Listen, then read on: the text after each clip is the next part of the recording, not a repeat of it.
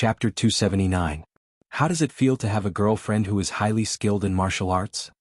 Ren Baqin did not know if anyone had considered this question, but he felt that he was qualified to answer.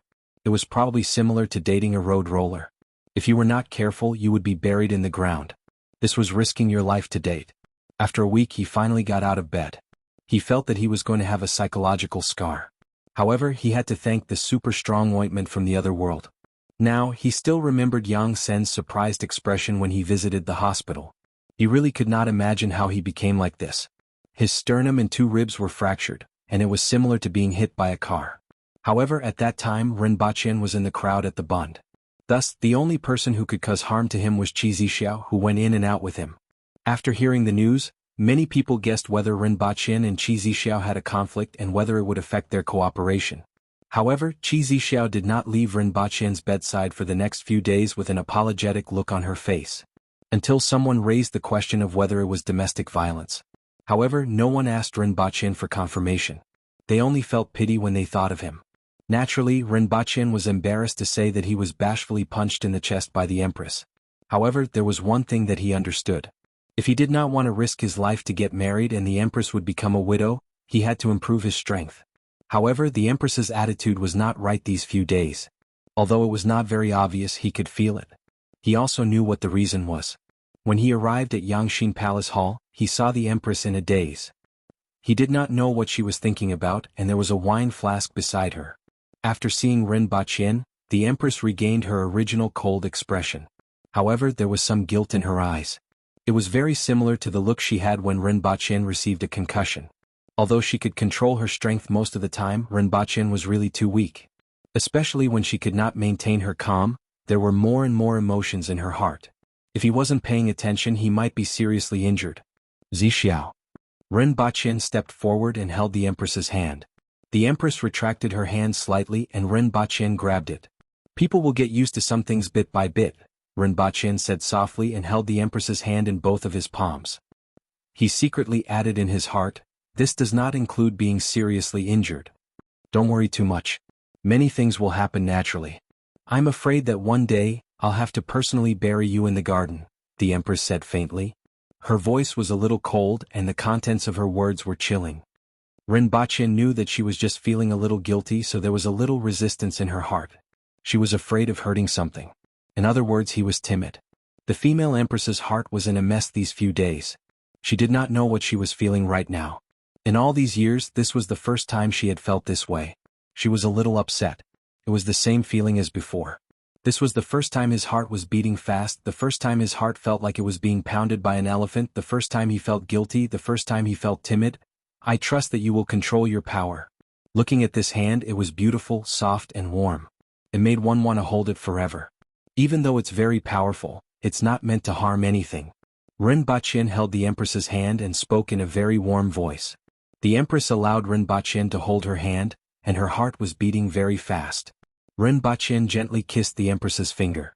As if she had been electrocuted, her whole body trembled slightly. The coldness that had just been restored immediately melted like ice and snow. Ren Baqin felt that the success rate of kissing her now was very high. However, there was a saying that went, "You won't die if you don't court death." Before reaching the man-wheel level, Ren Baqin felt that his small body would not be able to take a hit. It was better not to do anything too dangerous. "Don't think too much." Ren Baqin straightened his body and smiled. "We should set off now. A lot of people should be waiting anxiously." The Empress looked at him, wrinkled her nose slightly and let out a soft humph. It sounded like a little girl raising her head proudly and making a sound. Ren Baqin knew that the Empress had recovered when he heard this sound. A few hours later, Ren Baqin and the Empress appeared in that building again. "Mr. Ren, you recovered very quickly." Yang Sun was a little surprised. It had only been half a month, but it seemed like there were no major problems. "Do you want to do a more detailed examination?" "No need." Ren Baqin waved his hand. "Don't try to trick me into letting you guys study me." Yang Sun felt a little regretful. At present, both parties were in the early stages of cooperation and were more cautious. "How's the previous one?" Ren Baqin asked. Soon after, he saw a stack of printed reports. "Most of the composition is still the same, but there are many microorganisms that I have never seen before. Some of them died after leaving the soil and some of them have undergone some changes. We need more time to find out more, Yang Sen explained briefly. However, the common iron and calcium content in the soil is very low, and the content of titanium and potassium is higher. It could be seen that Yang Sen was very concerned about the research progress in this area, and he almost blurted it out. Ren Baqin roughly glanced at the report and put it back on the table. Let's go to the laboratory to take a look. You guys will be interested in the things that I brought this time. Ren Baqin was very confident because he had brought the elongation saber this time.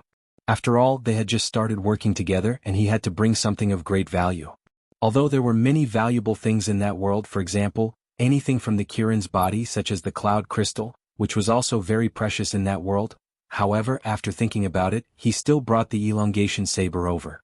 The elongation saber's characteristics were great enough. Whether it was growth or mental control, it was enough to shock everyone. This thing wasn't very useful in his hands, but in the hands of the nation, it could be used to research a lot of valuable things. At the same time, he also wanted to know if this saber still hid any secrets. However, he didn't have the conditions or the time to experiment. He might as well bring it over. Perhaps there would be some additional gains during the research process. When Yang Sen heard what Ren Baqin said, a trace of joy appeared on his face. The things that Ren Baqin brought over previously were indeed slightly different from those on Earth, but their current value wasn't considered high. One had to know that Earth was a paradise. How could some things like soil be able to satisfy people? Accompanied by Yang Sen and 2 guards, the 2 of them entered the elevator and went all the way down to the basement. There were a few floors above this building and they were the exposed parts. The important places were in the 3 floors below ground level. After exiting the elevator and passing through 2 doors, they were greeted by a vast expanse of green. It was as if they had suddenly arrived in a forest, and above them was a blue sky. Ren Baqin could tell that something wasn't right at first glance. He stretched out his hand to touch it and realized that it was actually a wall.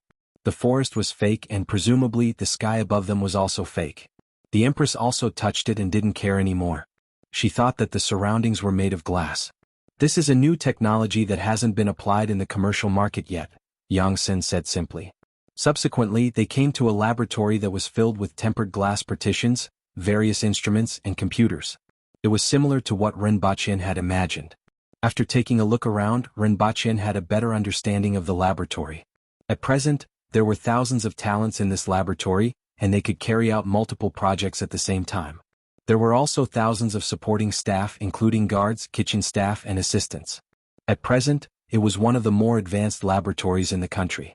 Most of the previous projects had already been completed, and they were ready to fully focus on the things that Ren Baqin had brought over from the paradise.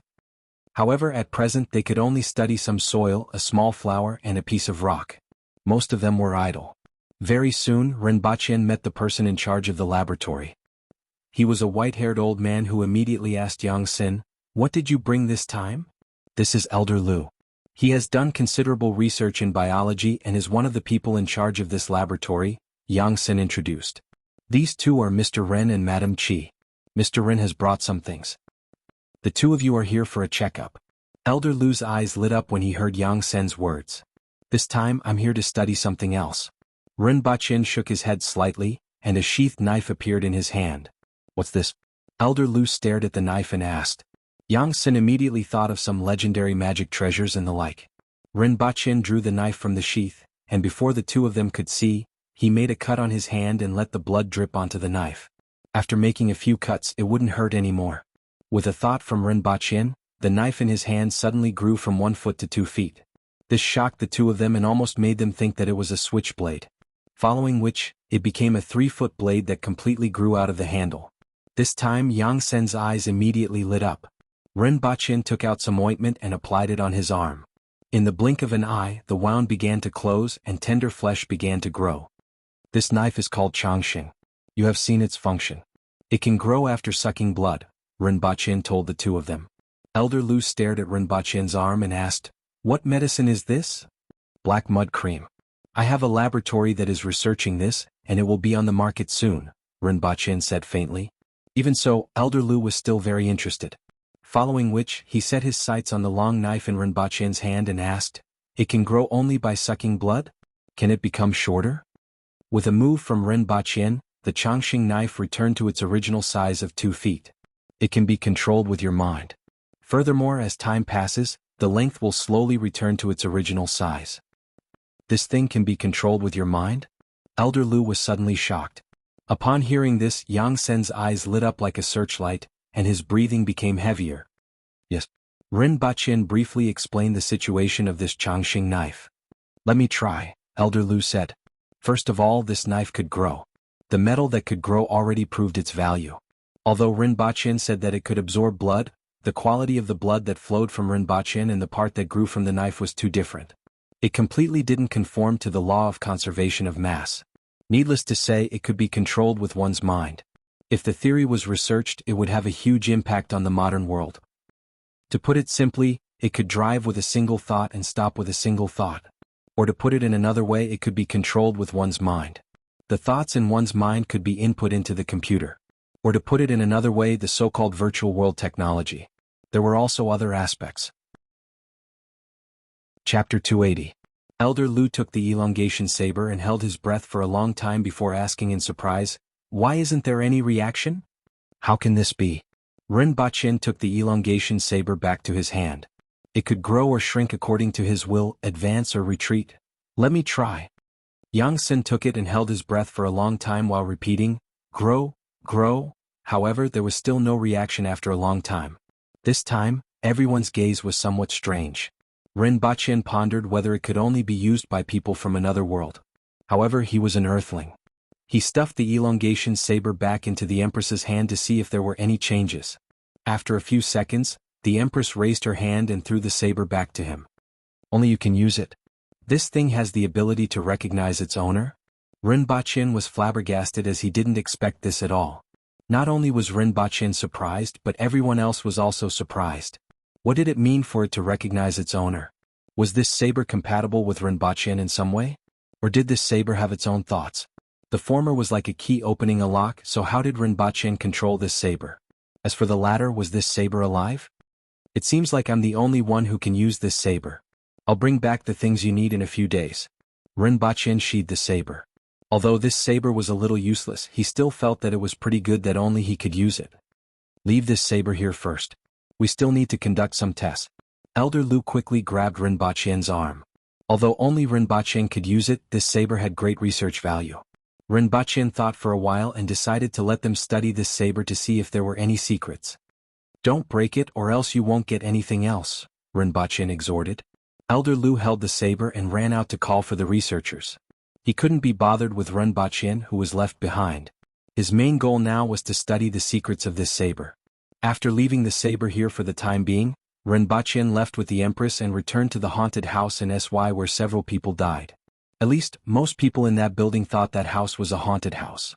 When Ren Baqin appeared in that neighborhood, a few people were stunned at first, then their expressions changed drastically.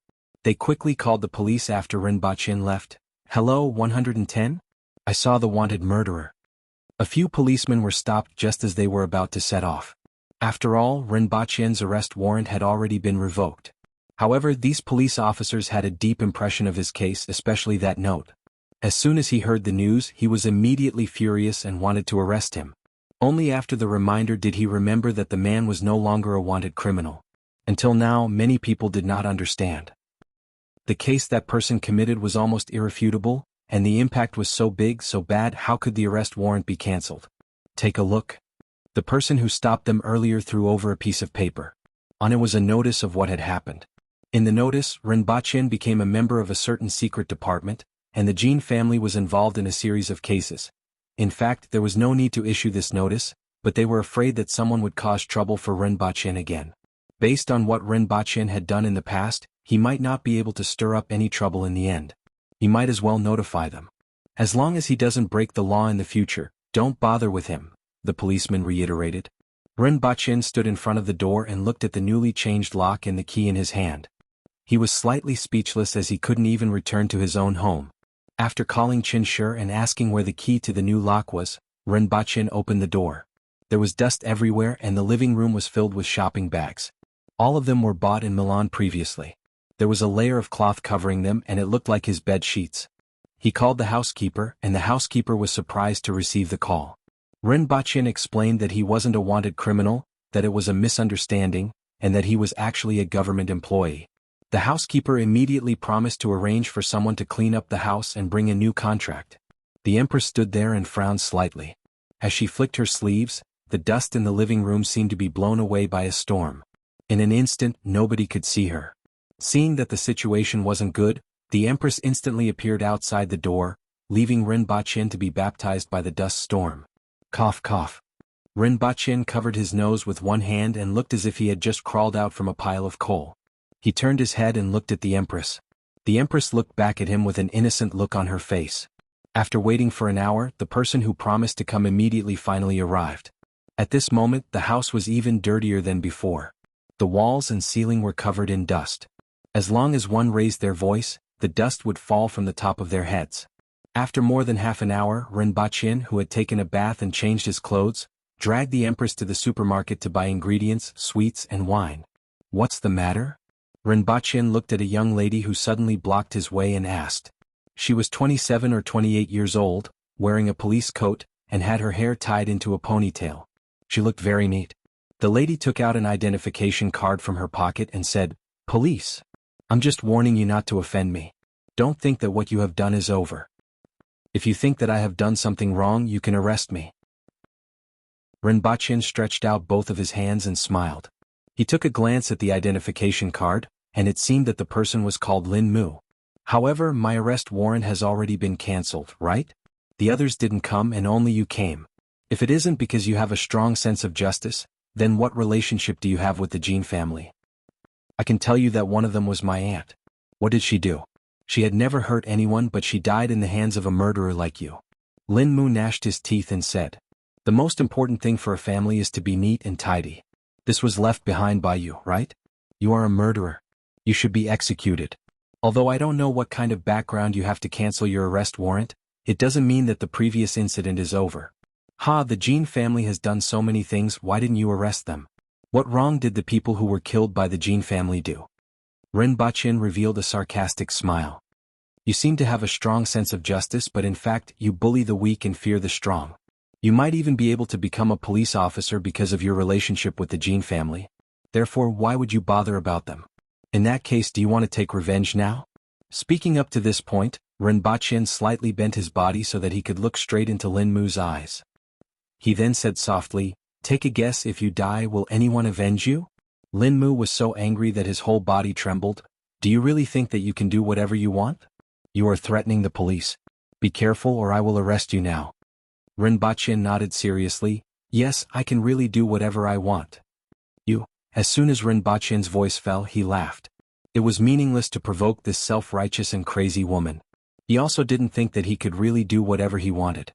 He was just provoking her a little. "It seems like you are the one who is threatening me, right? I forgot to mention that I am a civil servant, but you are not qualified to know my specific identity. What I do is a national secret. As for the previous question, you should ask the Jean family when they are still around. Can you really do whatever you want with money and power? I believe they will give you an answer." Rinpoche smiled, turned around and pulled the Empress. They walked past the woman, leaving her gritting her teeth and standing in the same place. "You are very boring." The Empress was slightly dissatisfied. She actually wasted so much time on someone unrelated to her. "I just wanted to teach her a lesson. Moreover, I hate such self-righteous people." Chapter 281. Rinpoche didn't take the policewoman seriously, but after seeing her, Rinpoche recalled the aftermath of the Jean family. After returning to the car, he gave Chinshur a call as he should be more familiar with the situation. After asking, he found out that the Jean family was in a mess after he escaped.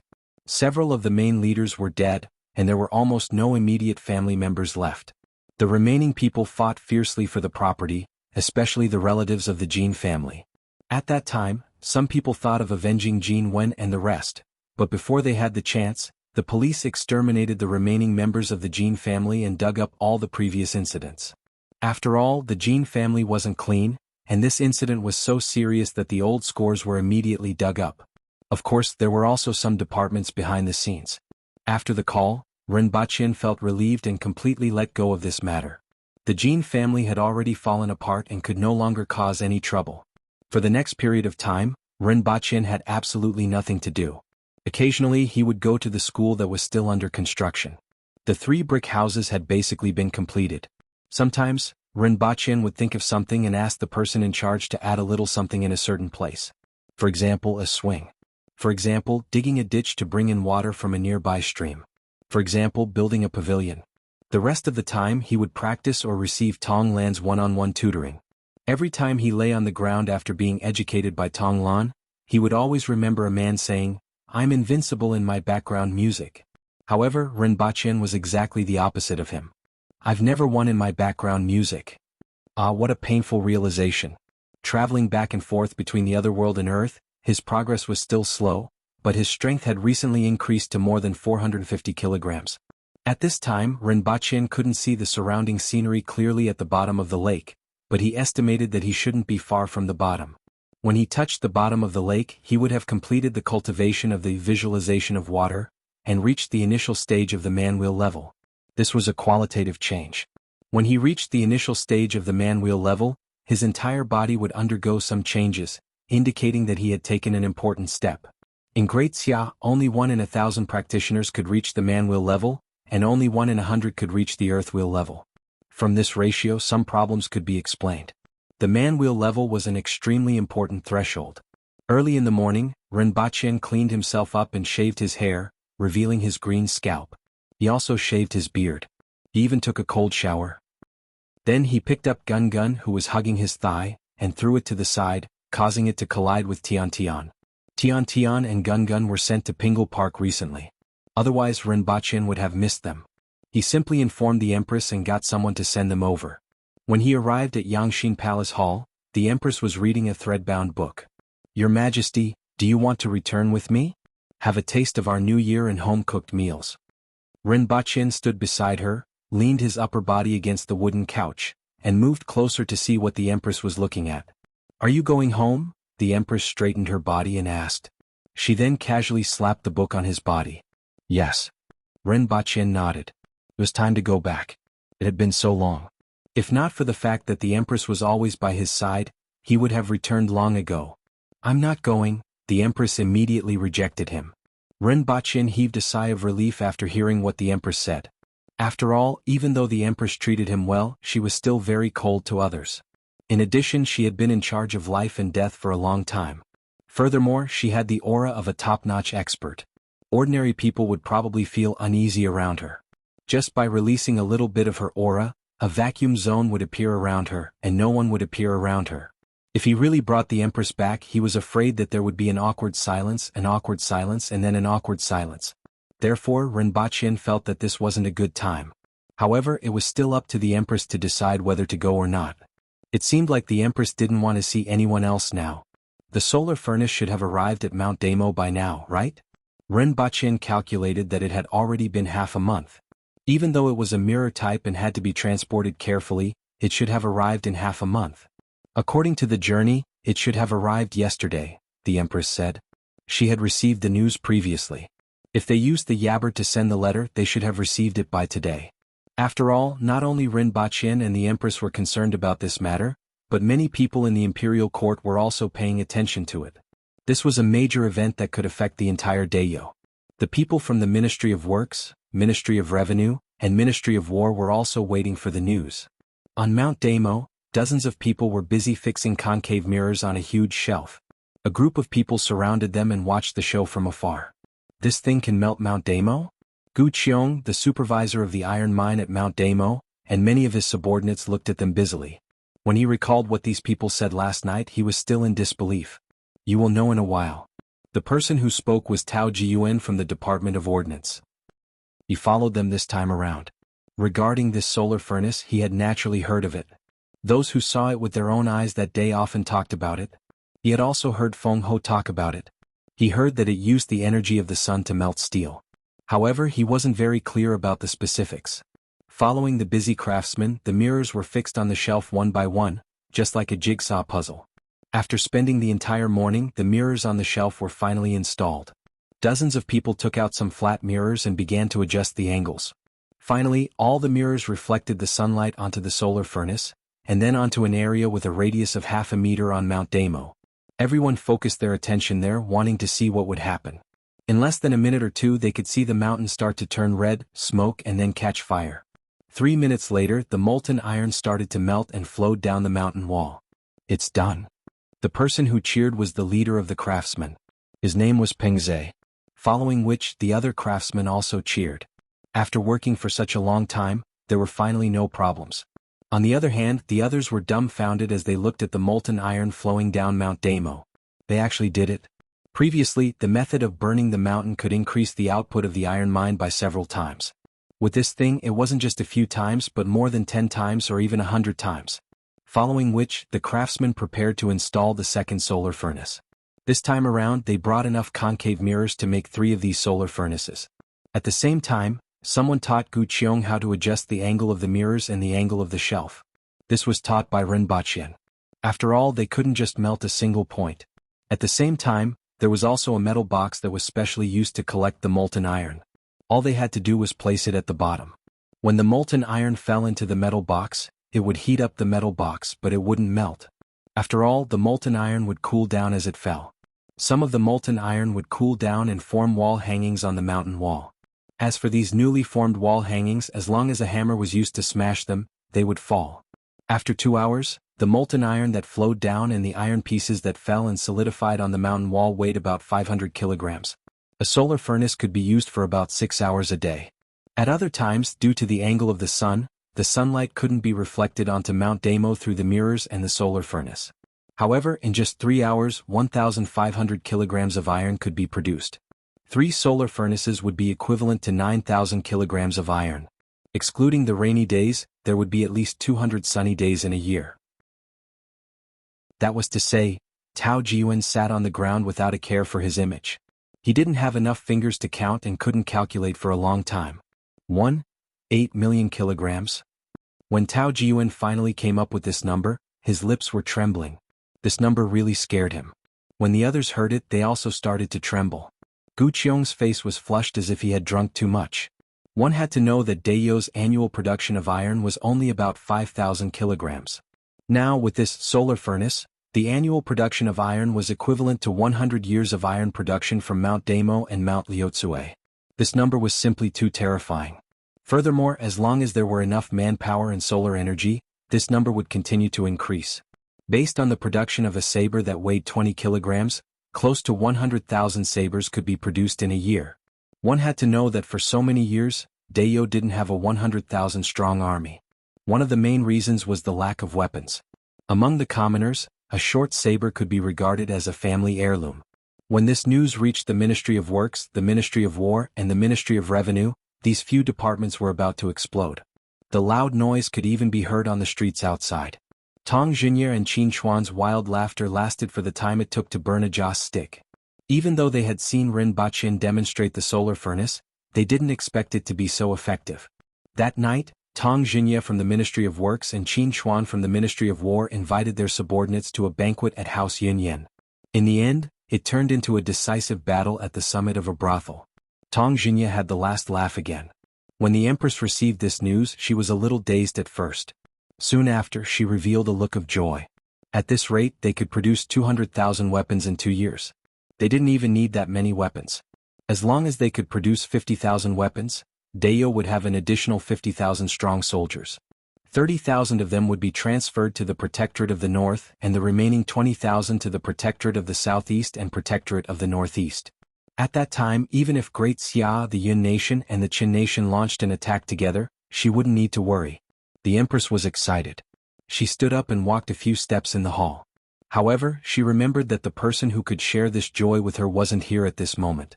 At this moment, Ren Baqian didn't know about this. Even if he knew, he probably wouldn't be as happy as the others. An annual production of 1.8 million kilograms was only 1,800 tons, which was about the same as the annual steel production of the Tang dynasty. One had to know that the annual steel production of China on Earth was 1 billion tons. 1,800 tons wasn't even enough to meet the steel consumption of a small city. However, this was already a huge improvement for Dayo. At the very least, in terms of weapons, they would have sufficient stocks and wouldn't be controlled by others anymore. Chapter 282. Ren Baqian parked his car in the neighborhood and stared blankly for a long time. It was impossible for one to be afraid of homesickness. However, after escaping and coming back, there were still some feelings. At this time there were many children setting off firecrackers. There were also people pasting couplets and hanging lanterns. Although the atmosphere of the new year had been fading over the years, the atmosphere in this neighborhood was still quite strong, perhaps because there were many old people. Not long after, Rinpoche's cell phone rang. Just as he answered the call, he heard his father shouting, "Why are you still in a daze? Is your girlfriend here?" Rinpoche's parents were extremely concerned about the woman who was by his side even when he was on the run. No. Rinpoche had only said one word when he was interrupted by his father. "In that case, quickly come up and help me paste the couplets." Rinpoche looked up and saw a figure flash past the window. It seemed that his father had been waiting there all along. Rinpoche got out of the car, took out his things and carried them upstairs. Before he could knock, his father opened the door and stood up to let him in. Mama Rin hurriedly came over and sized him up. "You have become much darker. Did you suffer much?" Speaking of suffering, Rinpoche was full of bitter tears. He felt that he had suffered a lot. For example, he was beaten up by the little loli with one hand, beaten up by the little loli with both hands, and beaten up by the little loli. In any case, he was beaten up once every 2 days. In addition, he would occasionally get punched in the chest by the Empress's small fists, which seriously injured him. It was indeed bitter. At present, Rinpoche was almost certain that his first serious injury was also caused by the Empress. It was just that he couldn't figure out why. As for the darkness, it would be strange if the sun in Dayo wasn't scorching hot. Putting down the things, he spread his hands and said, "Look at my face. Do I look like I suffered? It's mainly because I've been sightseeing in Europe, so it's a good opportunity to go out and see the scenery outside." "You have gained a lot of weight. How many kilograms are you now?" Papa Rin asked casually after sizing him up. 160? Recently, Rinpoche's physique had been going up in a straight line. He looked fine wearing thick clothes now, but after taking them off, his entire body was full of muscles. "In the past, I ate every day at home and didn't gain weight. Now that I've gone out for a walk, I've gained weight." Mama Rin complained about how Rinpoche didn't gain weight at home but gained weight after going out for a walk. "There's a lot of junk food in Europe and America, and there are all kinds of high-calorie foods. Fortunately, I've been training every day recently, otherwise I wouldn't be like this." "You still have the cheek to talk about training? You still have the mood to train? Do you know how worried we were?" As Mama Rin spoke, she poked Rinpoche's forehead with her one young finger. "I'm helping the country with some things." Rinpoche added, "I'm a civil servant now." Rinpoche and Rinpoche were surprised. "I can be considered a staff member of a certain department. There's no danger and I'm in charge of some simple tasks," Rinpoche said. "What about your business?" "It doesn't matter. This civil servant is actually a part-time job. It's just an identity." "There is such a thing?" Papa Rin and Mama Rin felt that it was somewhat inconceivable. In many places, people would fight to become civil servants. How could Rinpoche still have a part-time job? "I brought something back for you this time." Rinpoche opened his bag and took out a wooden box. "This is a product that our company is going to launch soon.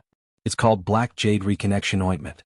If you suffer from external injuries, just apply a little of it and you'll be healed immediately." "Bah!" Mama Rin spat. "I've also read Jin Yong's new works. Kit, your words are getting more and more out of hand." Rinpoche thought about it and decided not to tell his mother that Jin Yong and Jin Yongshin were two different people. Speaking of which, Jin Yongshin was also quite amazing. As long as he wrote a book, it would be written by Jin Yong. The name of the medicine hasn't been decided yet, but the effect is real. As for external injuries, just apply this on them and they won't even leave a scar. Keep it well. Rinpoche placed the small box on the table. "The rest are clothes for you and your parents. Try them on when you have time." "Aren't we going to put up couplets?" "Work first. Where did Wanyin go?" Rinpoche asked curiously. Why wasn't Wanyin home on New Year's Eve? "He seems to have gotten a girlfriend. She's his high school classmate." "I reckon that they are already together," Mama Rin said somewhat discontentedly. In her opinion, it was still too early for a freshman to fall in love. Not bad. Otherwise all the good cabbages would have been eaten by pigs. Rinpoche nodded. Then he suffered another blow from the six-pulse divine sword. "If you didn't mention it, I almost forgot to ask. What's the name of your girlfriend? Where did he come from? You didn't invite her?" Mama Ren's face immediately lit up. "I'm from another city and I'm celebrating the new year." Rinpoche waved his hand. "What's her name? What's her job? Why was she around when you were in Europe?" Mama Rin still wouldn't let him off. "Her surname is Chi and her name is Zixiao. She's a civil servant and is considered my superior. Don't I have a part-time job? That's it. Rinpoche managed to deal with all his mother's questions with great difficulty and went to the corridor with his father to put up couplets and the word fu. It was past 2 in the afternoon when Rinpoche returned. Rinpoche was sitting on the sofa and chatting with his father. He was talking about his experiences in Europe and, of course, omitted many inappropriate things for children. For example, he made a lot of sakama that was drenched in ketchup. According to him, this trip was basically a sightseeing tour. Of course, the truth was almost the same. During dinner, Papa Ren and Mama Ren asked a bunch of questions about his girlfriend, such as her birth date, family situation, and so on. This made Rinpoche's head hurt. 8 characters of birth? How could there be 8 characters of birth in that world? His grandfather was the founding emperor and was obsessed with cultivation. No one knew whether he was dead or alive. His father was the late emperor who was obsessed with cultivation and went missing after getting seriously injured. Could he say this? Would you believe it if I said it? The family celebrated the new year together. The next day, Rinpoche started to walk the streets and visit his relatives and friends. After his accident, his relatives were really nice. Nothing melodramatic happened. Instead, they helped Papa Ren and Mama Ren gather a lot of information. It was reasonable for Rinpoche to visit them and mention his identity as a civil servant at the same time. This made his family feel that he was similar to 007. After all, he carried the lives of more than 10 people and returned half a year later as if nothing had happened. This made it hard for people to doubt his words. For ordinary people, Rinpoche was considered a legend. Rinpoche didn't comment on this. If he revealed his girlfriend, he could engrave the word legend on his forehead. He didn't need to reveal it because Mama Ren helped him reveal it. Now that Rinpoche was successful in his business and had become a civil servant with 5 insurances and 1 housing fund, there were many people who wanted to introduce him to a marriage partner. Mama Ren then showed the photo that he had posted on his WeChat moments to everyone, but there was no response. Brother? Ren Wanyin sneaked up to Rinpoche. Sister-in-law, do you have a younger sister? No, get lost. Rinpoche slapped the back of his head. Chapter 283. Rinpoche stayed at home for a few days, enjoyed his family's affection, and received all kinds of gazes. Then he returned to Dayo. After changing his clothes, Rinpoche carried a bag to Yangshin Palace Hall. The bag contained the dumplings, braised pork and eggplant boxes that Rinpoche's mother gave him. The empress was curled up on the sofa watching Qing Yunji with a tomato-flavored potato chip in her hand. Seeing that Rinpoche had returned, the empress glanced at him indifferently, ignored him, and focused on watching the television series. Your Majesty, I brought you some dumplings. They were made at home and I insisted on bringing them to you. Rinpoche lifted the bag in his hand. He took a look behind the empress, pointed at the main character on the screen and said, I always felt that men look ugly like this and they are almost the same as women. The empress glanced at Rinpoche, looked at the gigolo on the screen and ignored him. Although the one in the television series was indeed similar to a woman. However, Rinpoche wasn't much better. He was just a little stronger now. When Rinpoche first arrived, he was also thin and weak. His waist wasn't even as thick as a human's arm. As for his appearance, there was no need to talk about it. Mount Damo has installed solar furnaces. With 3 solar furnaces, they can produce 3,000 kilograms of iron a day. The empress thought for a while and told Rinpoche this good news. Even though a day had passed, she still felt happy. And Rinpoche was the one who could share this joy with her. They did a good job. Rinpoche's face revealed a happy expression. Although it was much worse than the modern world, it was already a good start with Dayo's foundation. With the remaining iron he could also make other things. For example, steam engines? Rinpoche and the empress curled up on the sofa, each sitting at one end. Their actions were surprisingly identical and they were hugging their legs. The empress realized that he was copying her, so she quietly picked up a potato chip and threw it at his face. After being seriously injured previously, the two of them consciously kept some distance between each other. Rinpoche was really too weak to be hurt. A light blow could seriously injure him. He was no different from tofu residue. However, this kind of small action was much more natural. Both of them felt that it was pretty good. From the next day onwards, Rinpoche resumed his normal life. Practicing martial arts, getting beaten up, and at the same time preparing to teach the students. After all, the day was approaching. In another 3 weeks, Dayo's new year would be over, and it would be time for the students to report for duty. While preparing the teaching materials, Rinpoche realized that being a teacher wasn't an easy task. The students in Dayo were different from when he was young. At that time he had no other choice. Everyone else also learned the same things and went through layers of examinations to enter university. Furthermore, these things were still new to Dayo. They needed to be interesting and attractive to Dayo in order to do so. For the time being, Rinpoche's courses were Chinese, mathematics, physics, and chemistry. Among them, language was still easy. The main thing was literacy. Simplified Chinese characters. He was ready to spread simplified Chinese characters to this world. Mathematics was a necessity. Adding and subtracting with less than 2 digits required one to break one's fingers. Anything with more than 2 digits required one to guess. This was a common situation among the aboriginal commoners. The officials were not much better off. They could do simple addition and subtraction, but if it was slightly more complicated, they would have to scratch their heads. Only the people from the Ministry of Revenue had mastered the multiplication and division of 2-digit numbers. There was almost no foundation in physical chemistry in this world. For example, when you hit a rock, your fist would hurt. Everyone knew this. If one were to ask why, it was simply nonsense. After all, a rock was harder than a fist. These were all reasons that should be taken for granted. He had not even considered the deeper effects of power, let alone others. If they wanted to build Dayo into a well-off imperialist society with Dayo's characteristics, it would not be possible without these foundations. No matter how strong one was, he could only destroy and not use it to build. Except for brick moving. Dayo had tens of millions of god-level brick-moving workers who could carry hundreds of kilograms of bricks as if they were flying. At this moment, Rinpoche was surrounded by darkness. He could only see a little bit of light when he raised his head. He was completely surrounded by water. The huge pressure almost kneaded Rinpoche together. Every inch of his body was under tremendous pressure. The last bit of air in his lungs was squeezed out. Rinpoche knew that he was going back soon. However, he still tried his best to dive down even if it was just a little bit. At this moment, his fingertips seemed to have touched something, causing his body to tremble. The lake was dead silent. There wasn't even a single water plant. It had been a few months since he touched something in the water. Could it be that I have touched the bottom of the lake? Rinpoche was ecstatic. Did touching the bottom of the lake mean that he had finally reached the threshold of the man-wheel level? However, his strength had also dissipated. His vision started to turn black. Soon after, he returned to the real world and felt extremely tired. After waking up, Rinpoche felt his body and didn't seem to have changed much. At this moment, his strength was about 250 kilograms, which was achieved bit by bit during this period of time. Other than that, his strength and speed didn't change much from yesterday. Have I reached the man-wheel level? Rinpoche wasn't too sure. He went out of the house and asked someone to prepare a medicinal bath. After soaking in the medicinal bath, he was still pondering. The man-wheel level was a barrier, and there should be some changes after he passed it. It seemed that he hadn't reached the man-wheel level yet. In that case, he would have to wait until he practiced at night. After soaking in the medicinal bath, Rinpoche left the palace with the guards and went straight to the glass factory.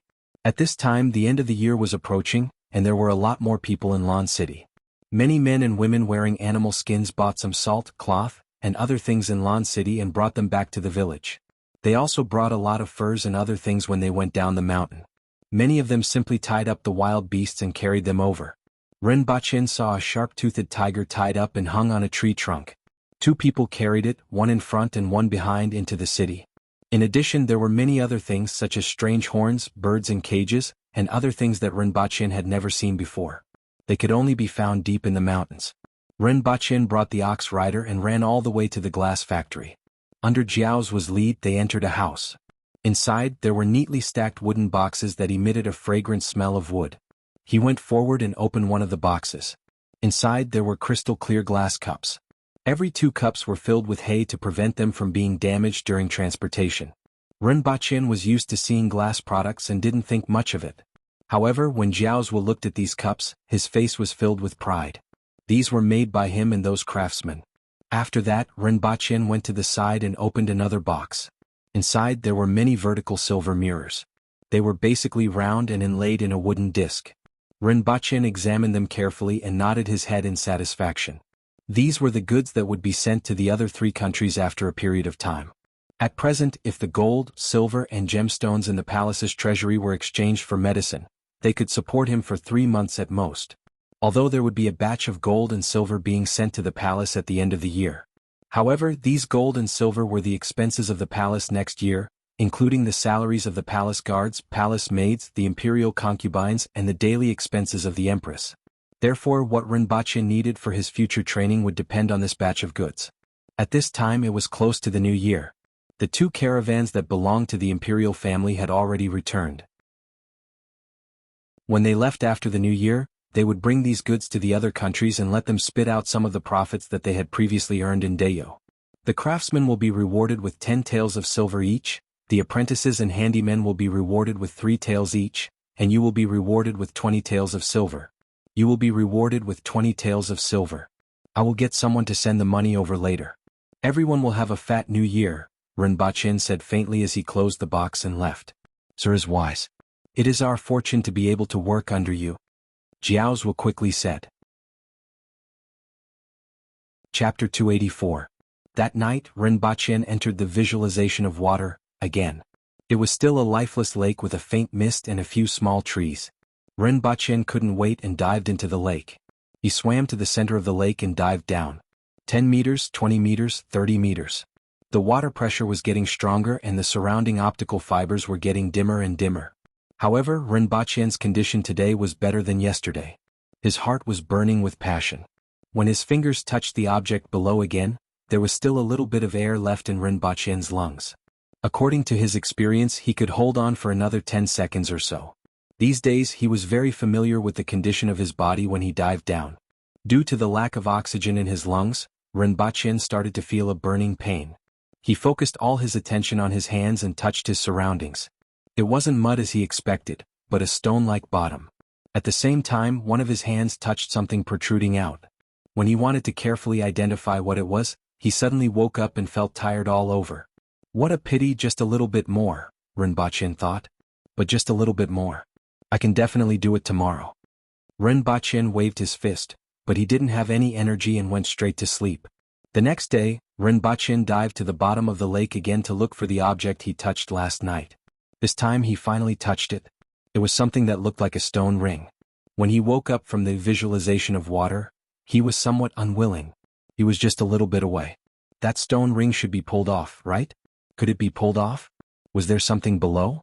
Rinpoche thought to himself. There was no record of this in the Rui visualization. I can definitely do it tomorrow. Rinpoche lay on the bed and waved his arms. On the 3rd day, Rinpoche withdrew from the visualization of water, again with a trace of unwillingness on his face. I can definitely do it tomorrow. On the 4th day, Rinpoche withdrew from the visualization of water, and lay on the bed. Damn it! On the 5th day, Rinpoche cursed, F***ck. There wasn't much progress over the past 5 days. Even Rinpoche had some doubts about whether his method was wrong. However, in the end, Rinpoche carefully thought about the Rui visualization that he was practicing. This visualization of water, from the start, was to absorb the effects of medicine and change his body little by little. Besides increasing his strength, his stamina was much better than before. For example, even if he walked for a few hours, he would not feel tired at all. His daily visualization of water dive to the bottom of the lake was to put pressure on his body on the consciousness level. At the same time, it affected his external body and unearthed his body's potential. This was the process of his body absorbing the medicinal effects. From the beginning, the visualization of water had always been used for this purpose. Then that Shirhuan definitely wasn't playing some puzzle-solving game with him. Instead, it was the same as before, trying to squeeze him dry so that he could unearth his body's potential. Now that he was at the bottom of the lake, what he needed to do was to pull up the stone chains. At the thought of this, Rinpoche made up his mind. If one day wasn't enough, then 2. One day he would be able to pull up that stone ring. After a few more days, Rinpoche returned from Earth and took another medicinal bath. He pulled the stone hoop again, and after using all his strength, he finally felt as if he could pull it up a little. This made him overjoyed. He knew that he had done the right thing. The stone slab under the stone ring was pulled up a little. There seemed to be a door there. Another day passed. On this day, Rinpoche was lying on his bed practicing the visualization of water. His originally calm body suddenly trembled. 2 streams of heat flowed from his kidneys and began to circulate throughout his body. Wherever the 2 streams of heat flowed, his blood vessels and veins bulged. His muscles also bulged as if there was something swimming under his muscles. As the heat flowed through his body, Rinpoche's body heated up and turned red at the same time. It was as if he was having a high fever. His body temperature quickly rose to 40 degrees Celsius. However, all his sweat pores were tightly shut, and the heat could not be discharged along with his sweat.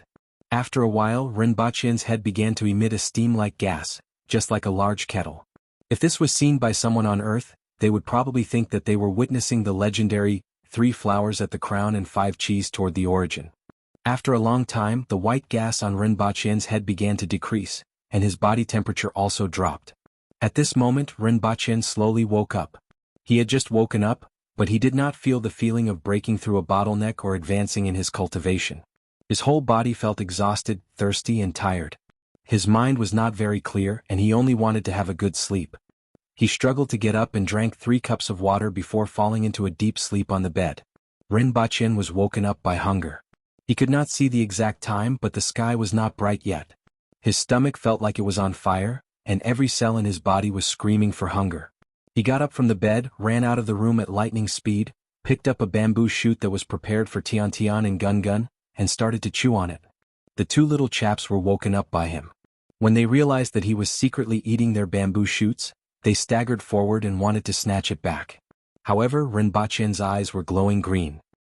He even had the intention to roast these 2 chaps. When he saw them, he could smell the smell of meat. Sir Ren. The guards outside were alarmed by the noise inside. They came in to check and found Rinpoche squatting there.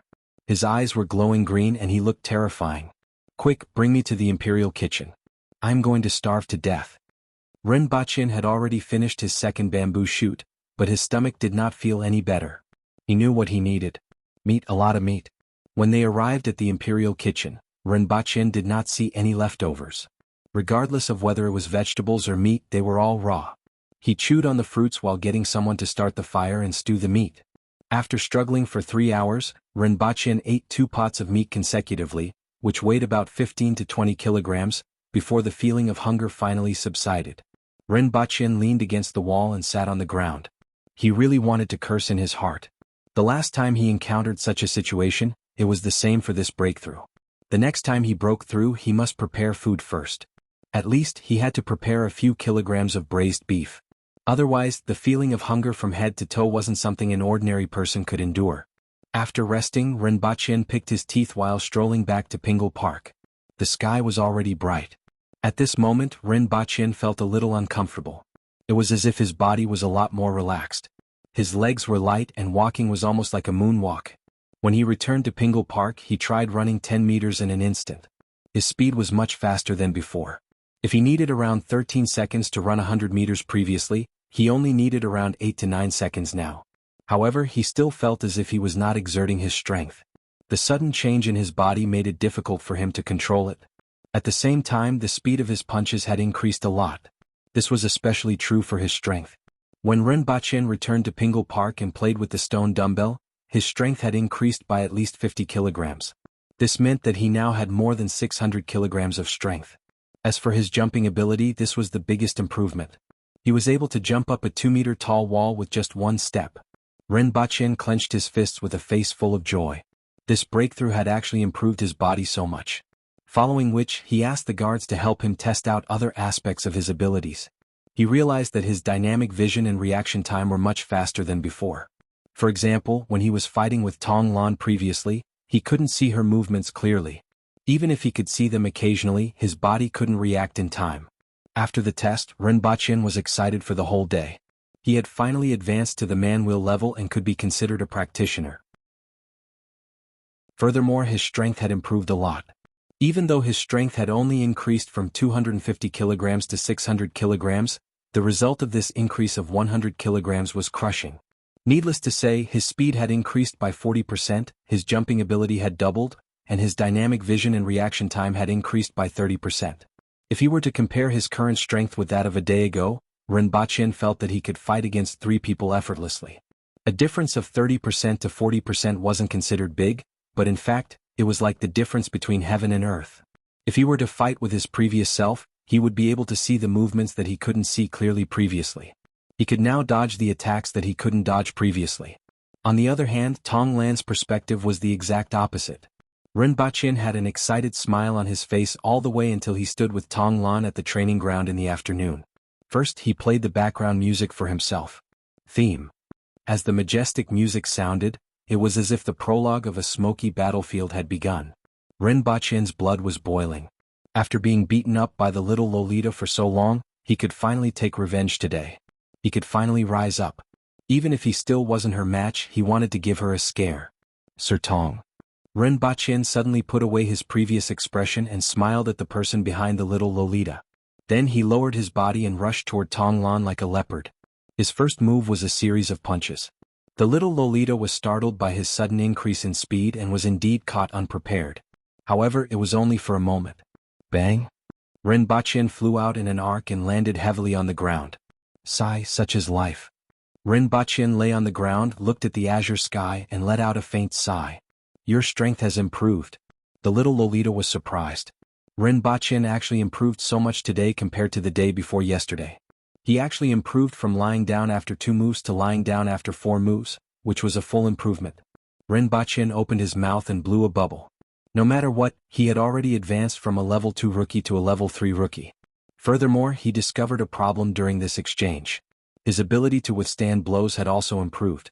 Previously, when Tong Lan's fist hit his body, it was still very painful. But now it was only slightly painful and much less painful than before. Tong Lan controlled her strength very well and had always used the same amount of strength. In other words, his ability to withstand blows had also improved by a lot. Previously, he was seriously injured by the Empress's small fists and was on the verge of death. The current him should only be seriously injured. Chapter 285. Even though he was lectured by Tong Lan again about why the flowers were so red, he was still delighted. After all, it was one's own strength. The feeling of being stronger than before and being filled with power still filled one with joy. To be honest, stepping into the man-wheel level was only the beginning. It had only been 6 months since he came to this world. To be able to reach this level was already enough to make him happy and a little proud. He was indeed a talent. In just over 6 months he had already reached the man-wheel level without any foundation. After careful calculation, he realized that he had only been cultivating for 4 months at most. Only 1 in 1,000 practitioners could attain the man-wheel level. This was the difference between geniuses and mortals. Furthermore, if he reached the man-wheel level before Dayo's New Year, it wouldn't be too embarrassing for him to participate in the lantern-grabbing contest. Rinpoche hummed a tune as he arrived at Yangshin Palace Hall. He then heard a cold snort and a voice full of murderous intent. He's courting death. Find out where he is. When Rinpoche entered Yangshin Palace Hall, he saw 2 tall and sturdy men wearing leather armor. The leather armor looked a little old and there were traces of swords and knives on it. You guys can leave first. Find him. The Water Empress said coldly. Yes, Your Majesty. The 2 of them cupped their hands in greeting before turning around and leaving.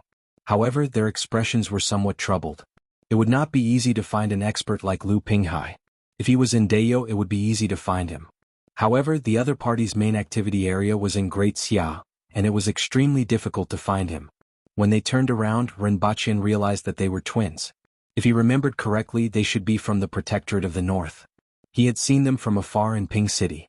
After the 2 left, Rinpoche stepped forward and asked, Your Majesty, why are you so angry? I'm looking for Lu Pinghai to exchange for something. I'll even let him ask for anything he wants. As long as it's not too much, I'll agree. However, he thinks too highly of himself and actually rejected me. The Empress was still angry. Rinpoche smiled bitterly. This seemed to be normal.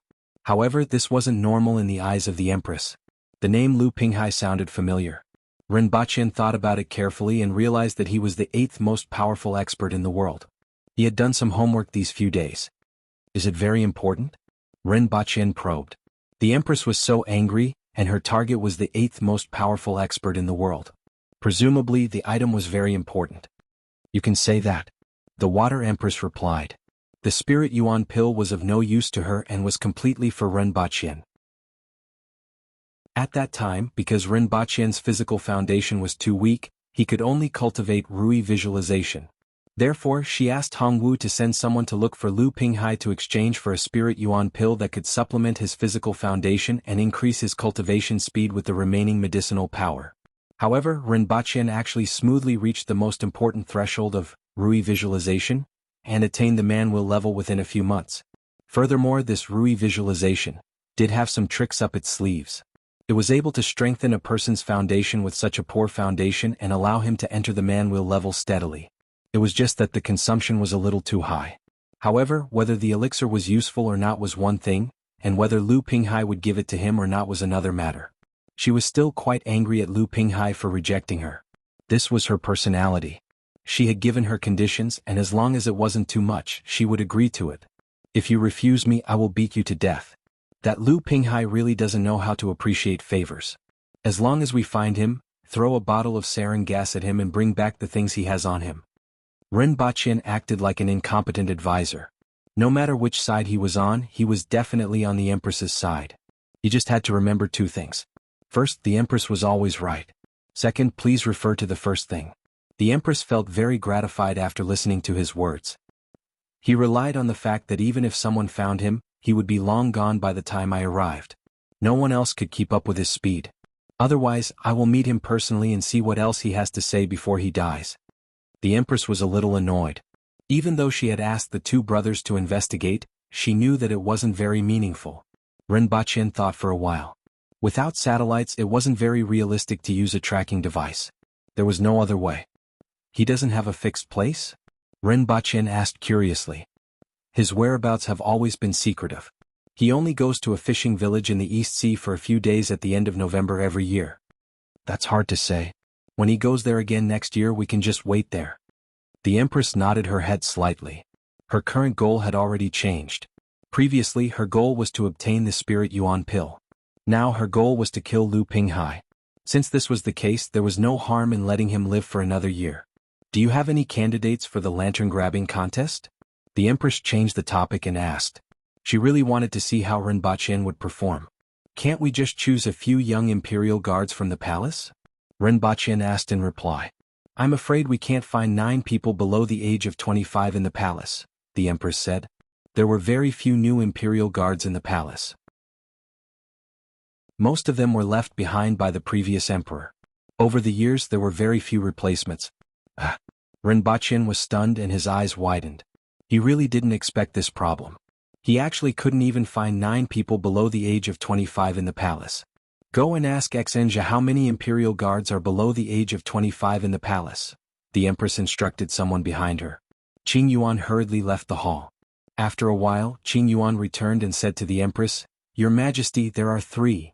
The Empress turned to Ren Baqin and said, You are still short of 6 people. Think of a way yourself. Ren Baqin scratched his head. It was easy to find people because there were so many of them on the streets. However, he couldn't possibly find a few ordinary people to make up the numbers, right? It wouldn't look good on him.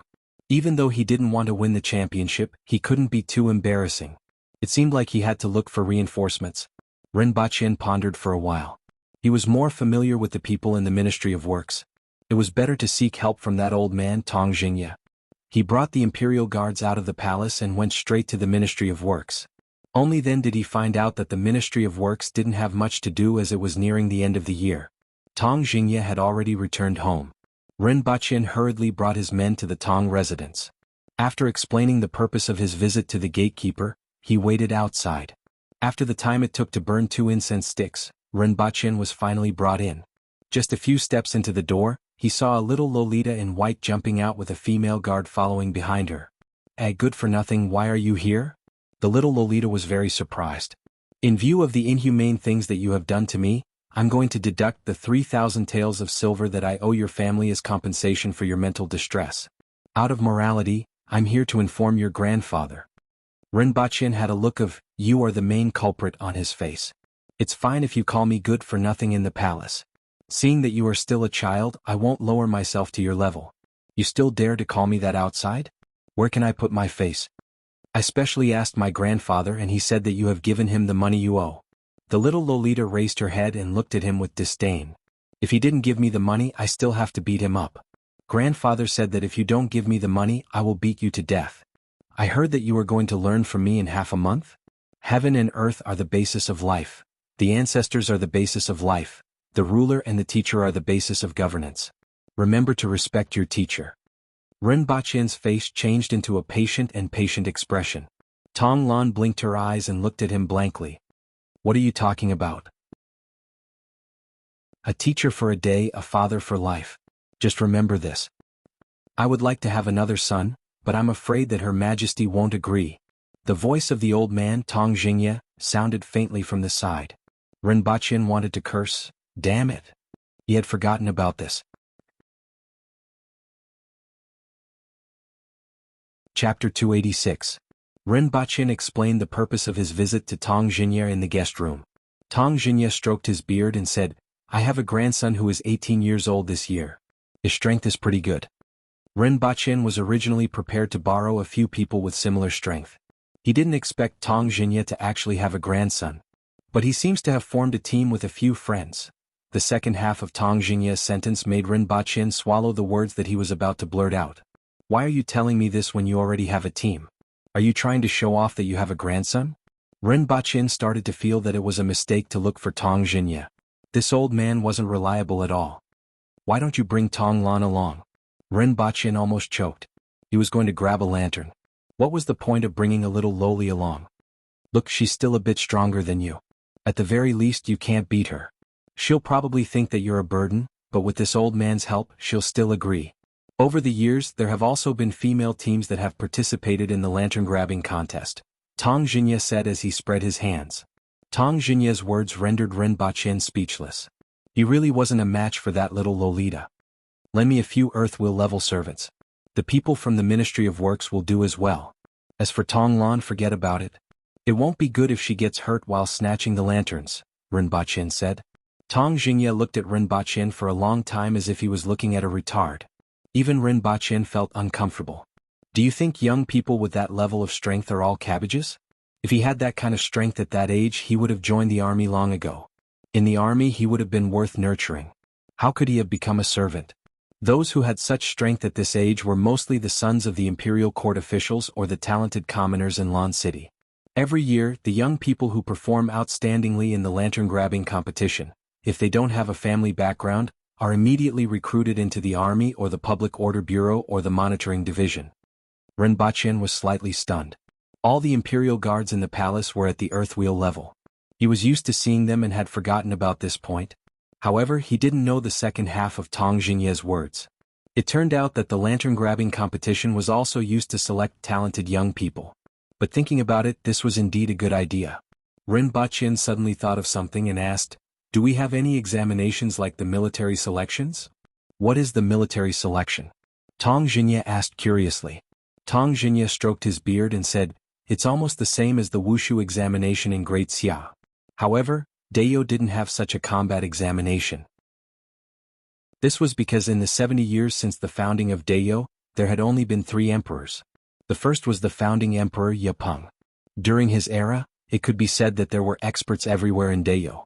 Any random person from the imperial court was not a weakling. In addition, the lifespans of the aboriginals were long to begin with, so they didn't need to replace the old with the new like in other countries. The imperial court already had its own people, so they didn't pay much attention to the selection of talents.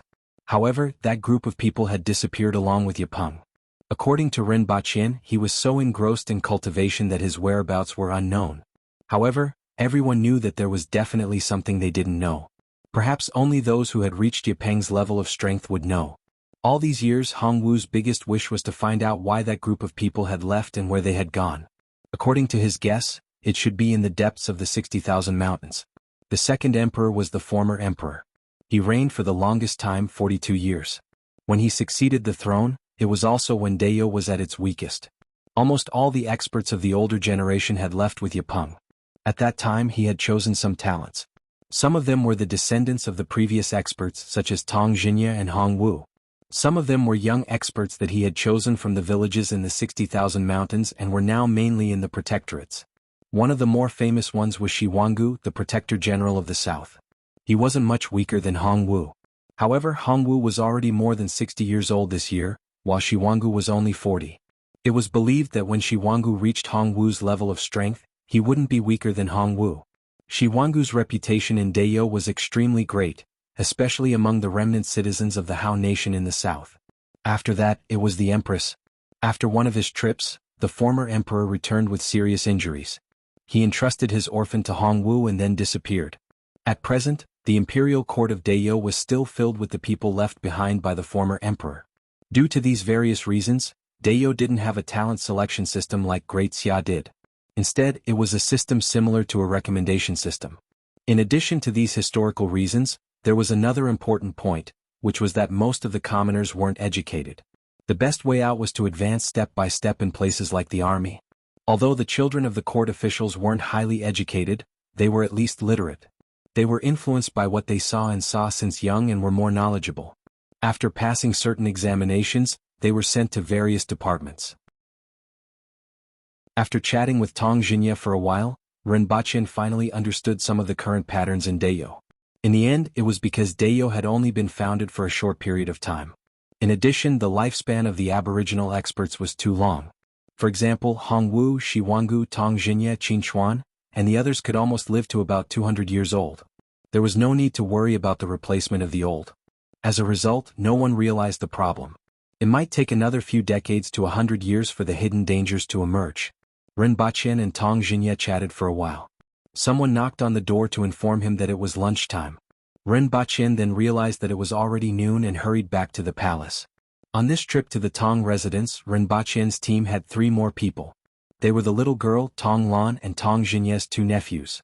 There were 3 guards in the palace and 4 people including himself. At present there were only 3 people left. Rinpoche thought about it and thought of someone he knew. However, he didn't know how his situation was and whether he had a team now. It was Du Changkong whom Rinpoche met during the Great Hunt. He showed off his crossbow and ended up causing a lot of trouble. At that time, Rinpoche was prepared to exchange items from Earth for martial arts manuals. In the end, he didn't use them and never saw him again. Even though Du Changkong was a useless teammate, Rinpoche still had a good impression of him. The next day, Rinpoche asked around and went to the Du residence. Rinpoche was considered a well-known figure in Lan City. No matter where he went, as long as people saw the guards around him, they would immediately know who he was. He was the gigolo who brought a group of palace guards around to show off every day. There was no one else but him. Second young master went out just now. Deputy Prefect Rin, why don't you wait in the residence for a while? I will go and look for him now. The burly man who was acting as the gatekeeper cupped his hands and said, No need, just tell me where he is. He might be drinking at Shanhui House at this time. The burly man said, Shanhui House, what a strange name. Do you know where it is? Rinpoche turned his head and asked. It's on Jinyang Street. It's owned by the people of Shanhui Village. Usually many descendants of the court officials go there, Su Wei said. Rinpoche nodded. It's a gathering place for the descendants of the court officials. After a while, Rinpoche appeared in front of a shop with his guards.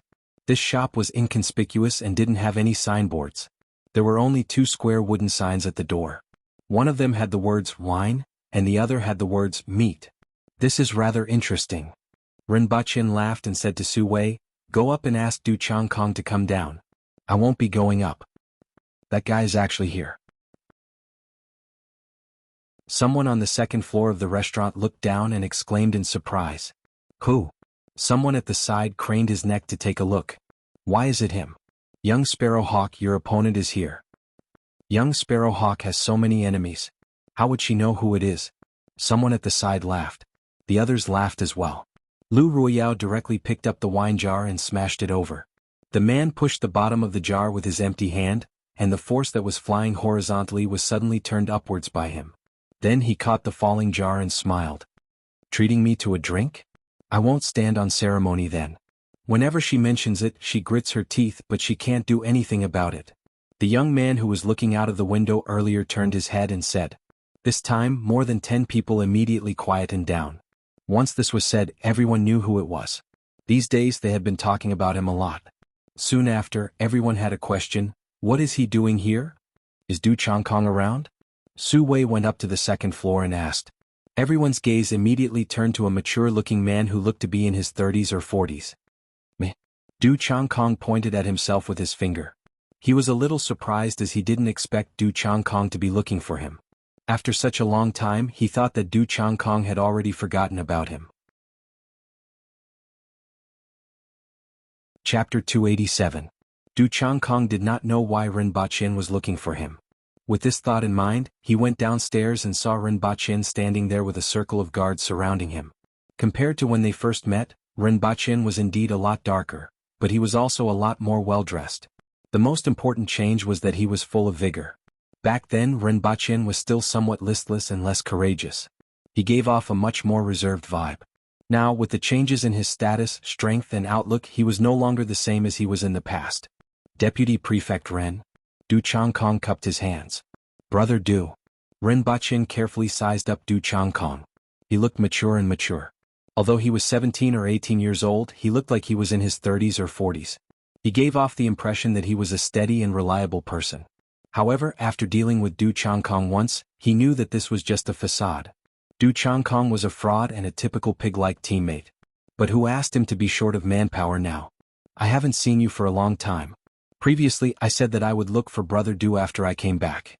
In the end, one thing led to another and I haven't been able to get away. Renbachien hooked his arm around Du Changkong's shoulder. However, Du Changkong was taller than him by a head and had a strong physique. This made Renbachien rather uncomfortable and he put his arm down. It's good that Deputy Prefect Ren remembers me. Du Changkong grinned. Why is Deputy Prefect Du looking for me? Du Changkong hesitated for a while before asking. With Renbachien's current status, he was definitely not here to reminisce about the past. You know about the lantern grabbing contest during the new year, right? Do you have a team? I'm still short of one person, so I immediately thought of you. After all, we are acquaintances and I'm confident in your abilities. Renbachien patted him on the shoulder. My brother and I formed a team. We have 4 people. Du Changkong felt a little awkward. In fact, he was well aware of Renbachien's strength. He could tell at a glance. However, he didn't really care about winning or losing.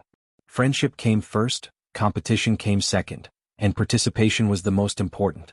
Furthermore, everyone knew that the Empress thought highly of Renbachien.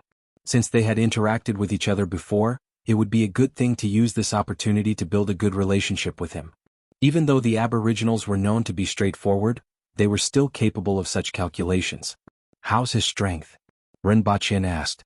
Slightly worse than me, Du Changkong said after thinking for a while. That's easy.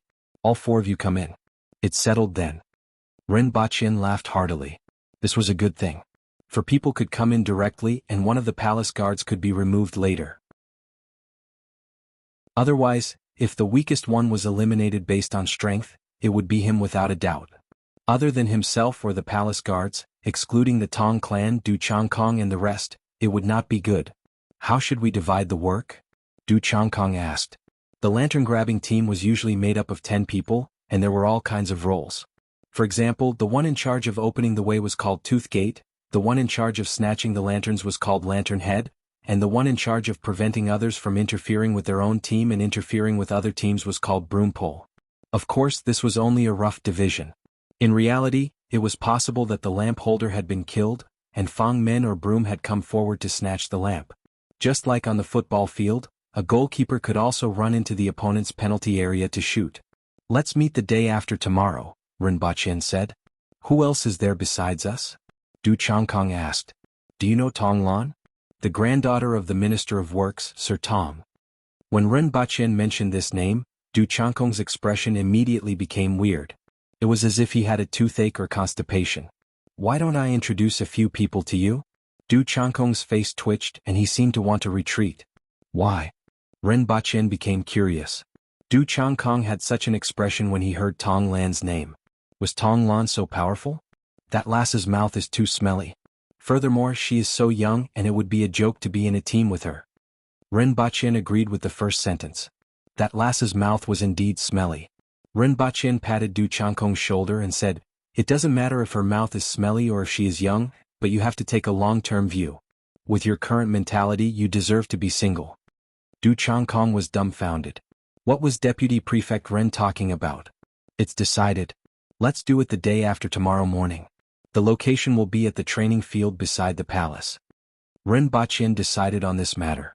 Without waiting for Du Changkong to speak, he immediately got on the 4-corned cow and brought everyone back to the palace. Du Changkong rubbed his head.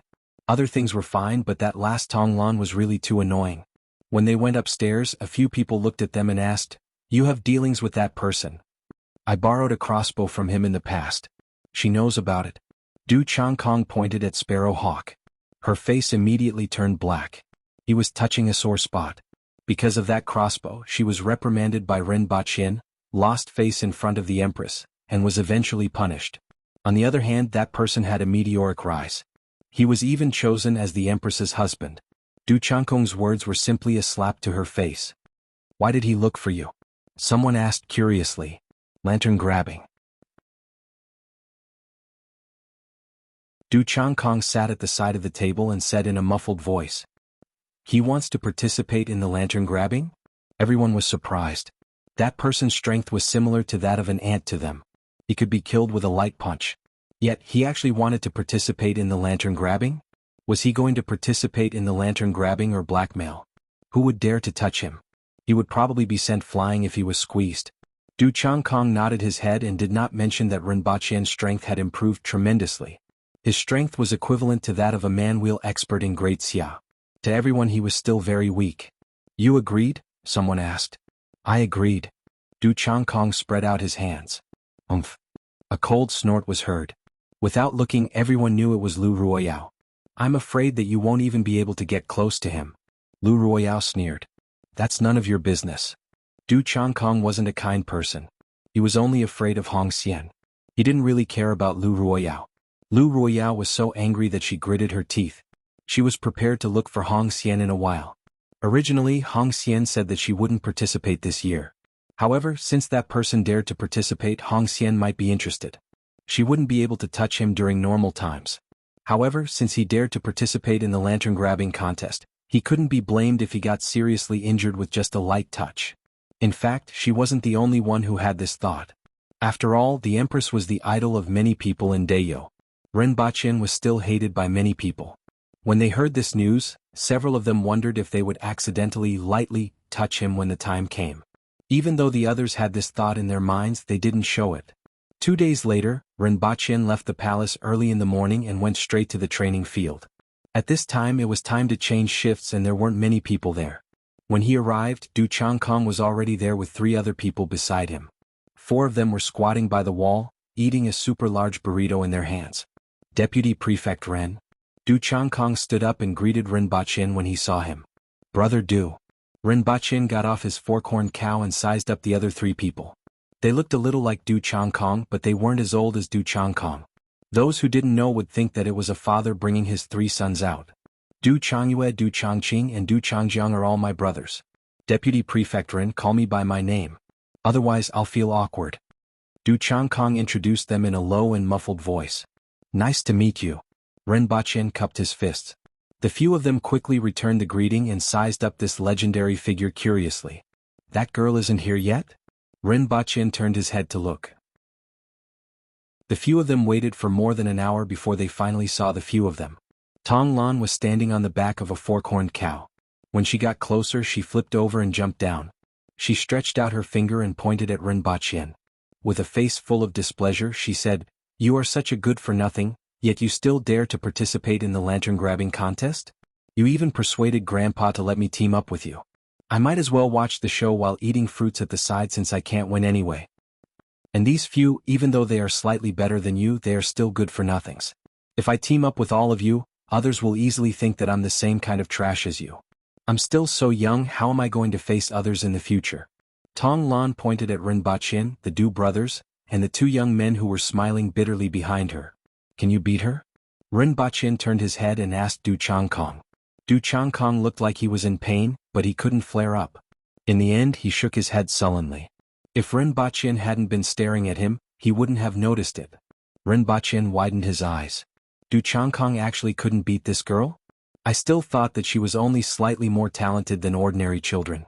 In addition, she had been nurtured since young, so her martial arts were slightly better than ordinary children. That was why the Empress allowed her to be his sparring partner. It turned out that she wasn't a little girl but a demoness. He had actually been tricked by the Empress for so long? To think that he had always felt that he couldn't even beat a 10-year-old child? It turned out that he wasn't alone. Chapter 288. Early in the morning, a group of people were scolded by a little lowly, but they couldn't refute her. Their faces were twitching, and their faces were as black as the bottom of a pot. Only Rinpoche was in a good mood and was almost humming a tune. Anyway, I'm not alone. Although you guys are a bunch of trash, since Grandpa has spoken, I will reluctantly bring you guys to participate in this lantern-grabbing contest. Just don't drag me down. After thinking for a while, she sighed and said with an aggrieved face, "It's impossible for a bunch of good-for-nothings like you to not hold me back. This is my first time participating in the lantern-grabbing contest, and I've already been ruined by you. Friendship comes first, competition comes second. The most important thing is to participate," Ren Bachien added. The four Du brothers nodded in unison, like chicks pecking at grains. Tong Lan squinted at him and said, "That's how a loser comforts himself. If we can get first place, why should we get second place?" Ren Bachien lowered his head, looked at Tong Lan, sighed slightly and said, "Until now you still don't know the true meaning of lantern grabbing. Do you think so many people are grabbing lanterns just to decide the champion?" Tong Lan looked up with a look of disdain. "Don't tell me you're going there to make friends."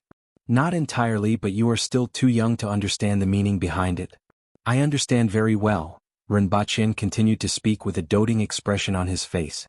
Tong Lan really wanted to give him a kick. Everyone looked at Ren Bachien to see what he had to say. The purpose of this lantern-grabbing activity is to educate the Aboriginal youths through sports without any discrimination and with the lantern-grabbing spirit, to promote mutual understanding in the spirit of excellence, unity, and fair competition. Thus, to contribute to a peaceful and better world. It could be summarized as peace, friendship, and progress. Du Chang Kong, everyone was shocked. They never thought that a lantern-grabbing contest could have such a profound meaning. Ren Bachien waved his arms. "Our slogan is, higher, faster, stronger." Sir Ren is still the one who sees things clearly. Peace, friendship, and progress are the objectives of our participation in the lantern-grabbing contest. Higher, faster, and stronger are our watchwords. Du Chang Kong immediately applauded. Everyone was stunned. Are we talking about the same thing as the two of you? Why did he feel that something was not quite right? Ren Bachien didn't care whether they believed him or not. In any case, he had to say it this way. In a while, he would discuss with Her Majesty about pasting this motto and slogan all over Lan City. "Alright, since everyone is here, let's talk about the arrangements. Tong Lan will be the lantern head to snatch the lantern, I will be the tooth door to open the path, and the two from the Tong family, Sulu, and Jiang, who will be the broom on the left and right to protect Tong Lan. Du Chang Kong and the rest of you will be the roaming sentries to prevent the enemy's roaming sentries from approaching and provide support to the broom," Ren Bachien said as he clapped his hands. Su Lu and Jiang, who were the two guards in the palace. This was a relatively common arrangement. However, the lantern-grabbing competition was not a football competition. Most of the time, there would be a chaotic battle towards the end. There were only two key players. One was Toothgate, who was in charge of clearing the path for the lantern grabbers. If Toothgate was blocked, the entire team would be hindered.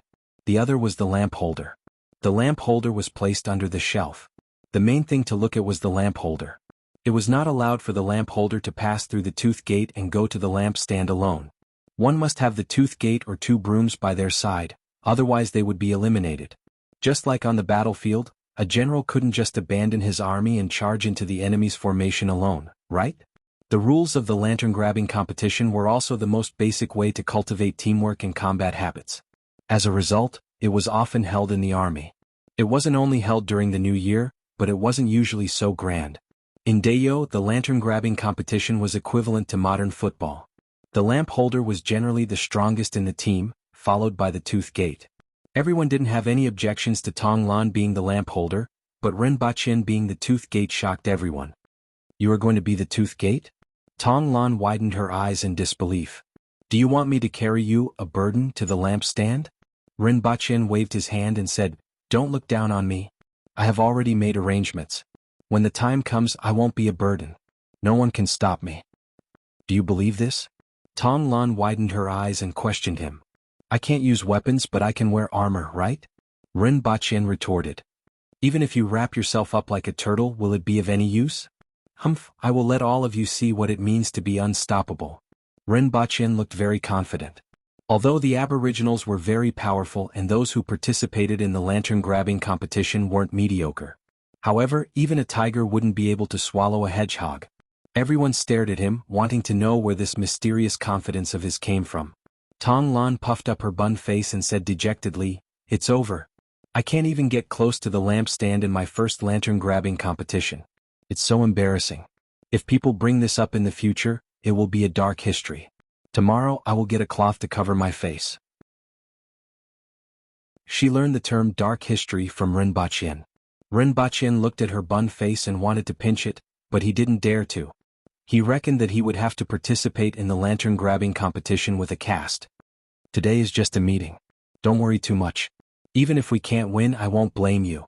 Like I said before, friendship comes first, competition comes second. Our goal is to go higher, faster and stronger. Everyone continued to look at him. It's because of you that we can't win. Otherwise there might be a little bit of hope. With you around, that little bit of hope is gone. Next, let's meet here at noon on the first day of the Lunar New Year and participate in the lantern-grabbing competition together.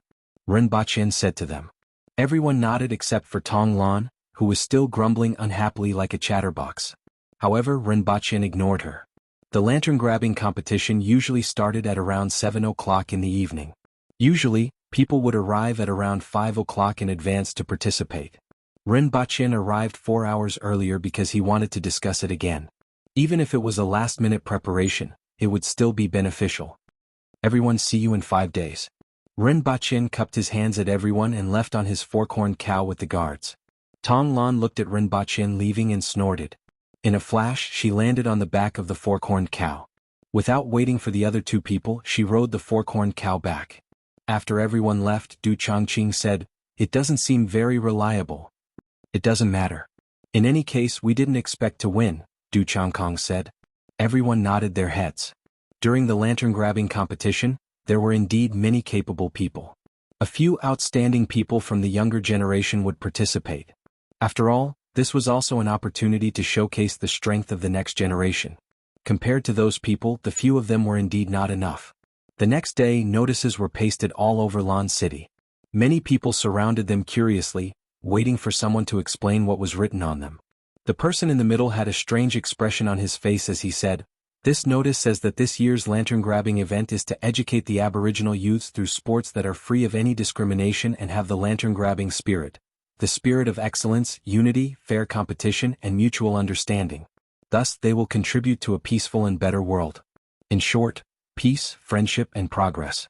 Not only this year, but this will also be the purpose of future lantern-grabbing competitions." Towards the end, his voice was almost like the buzzing of a mosquito. When he said the first few sentences, the entire place became dead silent. Everyone was dumbfounded. What was he saying? Chapter 289. Half a month before the new year, Rinpoche could feel the festive atmosphere everywhere in Lan City. There was a bustling crowd everywhere, and he could always see many Aboriginals bringing mountain products into Lan City to exchange for various supplies. Even in the vicinity of Shirhu District and Uwalu District, there were many people sitting by the roadside with a few things they brought out from the mountains in front of them. There were herbs, baby animals, and even rare treasures. As a result, there was a sea of people in the vicinity every day, just like a market. Everyone had a smile on their face. After all, for most people, the new year was the most important time of the year. After hearing about the market, Rinpoche made 2 trips to see some strange things in this world. He even bought some small things that he found interesting, such as a green stone. In the dark, he could see small dots emitting white light on it, like stars. For example, there was a plant that bloomed every other day with a flower bud at the top. It bloomed on the first day, closed on the second day, and opened again on the third day. It kept blooming and closing like this, which was very interesting. There was also a kind of animal horn that was said to be able to travel hundreds of kilometers after being blown. However, humans couldn't hear it and only certain animals could. In contrast to the liveliness in Lan City, the palace was deserted. A palace gate separated the inside and the outside world into 2 different worlds. The Empress didn't seem to care much about the new year. Everything in the palace was going on as usual, and everyone else was doing their own things without any decorations or preparations. After all, the Empress had always been the only person in the palace, and there was no one to talk to or share with. As a result, such a festival had no meaning other than the new year to the Empress. However, there was one more person this year, so it was somewhat different. "Your Majesty, why don't we decorate the palace as well?" Rinpoche suggested when he saw the Empress sitting there watching a television series. When he passed by Beihang District, he saw that many of the mansions of the court officials were being cleaned and decorated. It was a very strange arrangement. Many bones were drilled into holes, tied with a piece of cloth and hung on the wall. When the wind blew, there would be whimpering sounds and the sound of bones knocking on the wall. The entire Beihang District was filled with a quiet breeze.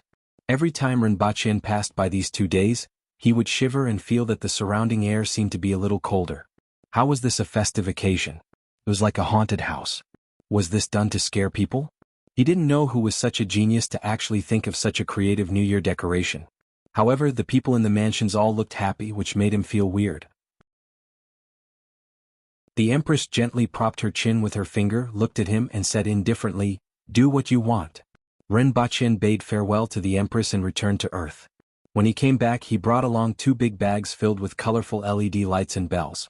Now that he had more than 600 gene of strength, he could carry a lot more things at once. It was several times more than before, and he didn't have to be so restricted every time he carried things.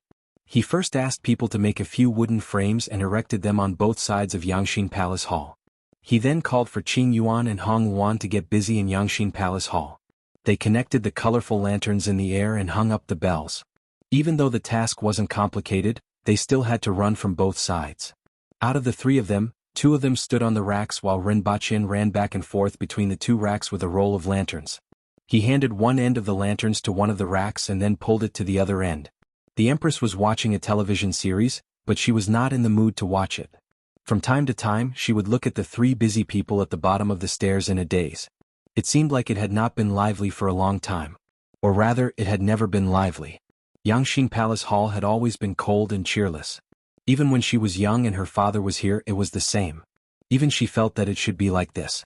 Therefore, Rinpoche's busy schedule made her feel novel, interesting, and warm. The Empress did not realize that she had a smile on her face. It took them half a day to connect the light strips. Rinpoche plugged them in and the colors of the entire Yangxin Palace Hall began to change. From the moment they entered, the 2 sides and the top were covered with light strips, emitting colorful rays of light. Furthermore, the rays of light seemed to be flowing. This kind of light strip only weighed 18 kilograms per 100 meters. Rinpoche brought a total of 2,000 meters and made the entire Yangxin Palace Hall colorful. Qing Yuan and Hong Luan didn't know what the 2 of them were doing, but they almost screamed when they saw the scenery. At this moment, Yangxin Palace Hall was no longer cold and cheerless. It was filled with fascinating colors. Even the Empress was pleasantly surprised. She didn't expect that she would be so beautiful and dazzling after finishing it. Not only that, Rinpoche also got someone to cut down 2 trees and place them near the Empress's bed. He then wrapped the light strips around the trees. "Your Majesty, this is the palace that belongs to you." Rinpoche wiped the perspiration off his forehead. He had been running back and forth while carrying such a heavy lantern belt. It was quite tiring for him. However, looking at the colorful Yangxin Palace Hall, which looked like a palace from a fairy tale, he was very satisfied. The Empress was pleasantly surprised and her heart was filled with tenderness. For a moment she did not know what to say. After a long time she said softly, "It's very beautiful. I like it very much." Rinpoche's heart softened when he heard the Empress's gentle voice. This was probably the most romantic thing he had done in his life so far. "However, I'm afraid the battery pack is not enough. I brought back another set of batteries. Together with the previous 4 sets of batteries, it can only last for 5 hours. Rinpoche felt slightly regretful. He felt that it was a pity that such a beautiful scenery couldn't be lit up all the time. Previously he did not bring too many batteries with him. He prepared a total of 4 sets of batteries to sustain the Empress's use for watching television dramas, table lamps, and charging the walkie-talkie. This time he brought another set of batteries which made up for only 5 sets. It seemed like he had to bring back a battery with a larger capacity next time. Following which, Rinpoche, Qing Yuan, and Hong Luan hung countless silver bells on the light strips. As the breeze blew, the entire Yangxin Palace Hall was filled with the melodious sound of the bells. This sound was much better than the ghostly wails and howls of the bone whistles in the air above the residences in Beihong district. Then the Empress listened to the silver bells for an entire night and almost couldn't fall asleep. It was really too noisy. She didn't feel it during the day, but it became apparent in the dead of night. However, the Empress still didn't allow anyone to remove the silver bells. The next day it was as if nothing had happened. Chapter 290. Yesterday, a reader asked in the book review section why it had become 3 stars. I only realized it after that. There were originally just over 100 reviews, but it was directly increased to over 5,000 reviews. I'm Really a Superstar only had a rating of over 2,000, The Cultivation Group only had a rating of over 1,800, and Nanny Dad only had a rating of over 500. My book actually had over 5,000 reviews, which was 10 times more than Nanny Dad and more than twice as much as a superstar. The reviews had been increased to 3 stars. In this world, there were always some people who wanted to drag others down when they couldn't do it themselves. Never underestimate the dark psychology of some people. Maybe they just didn't like you, or for some other reason they would plot against you. There were many disputes when people became famous, but the problem was that I wasn't famous yet, so why was I in such a hurry to reveal my true colors? So, readers who could give reviews, please help me pull the ratings down a little. Tomorrow I'll see if the editor can delete those reviews that have been increased.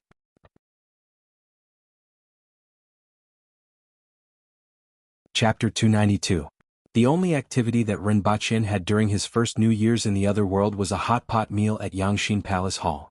The hot pot base from Earth was combined with natural, unpolluted wild vegetables and fresh meat from the other world.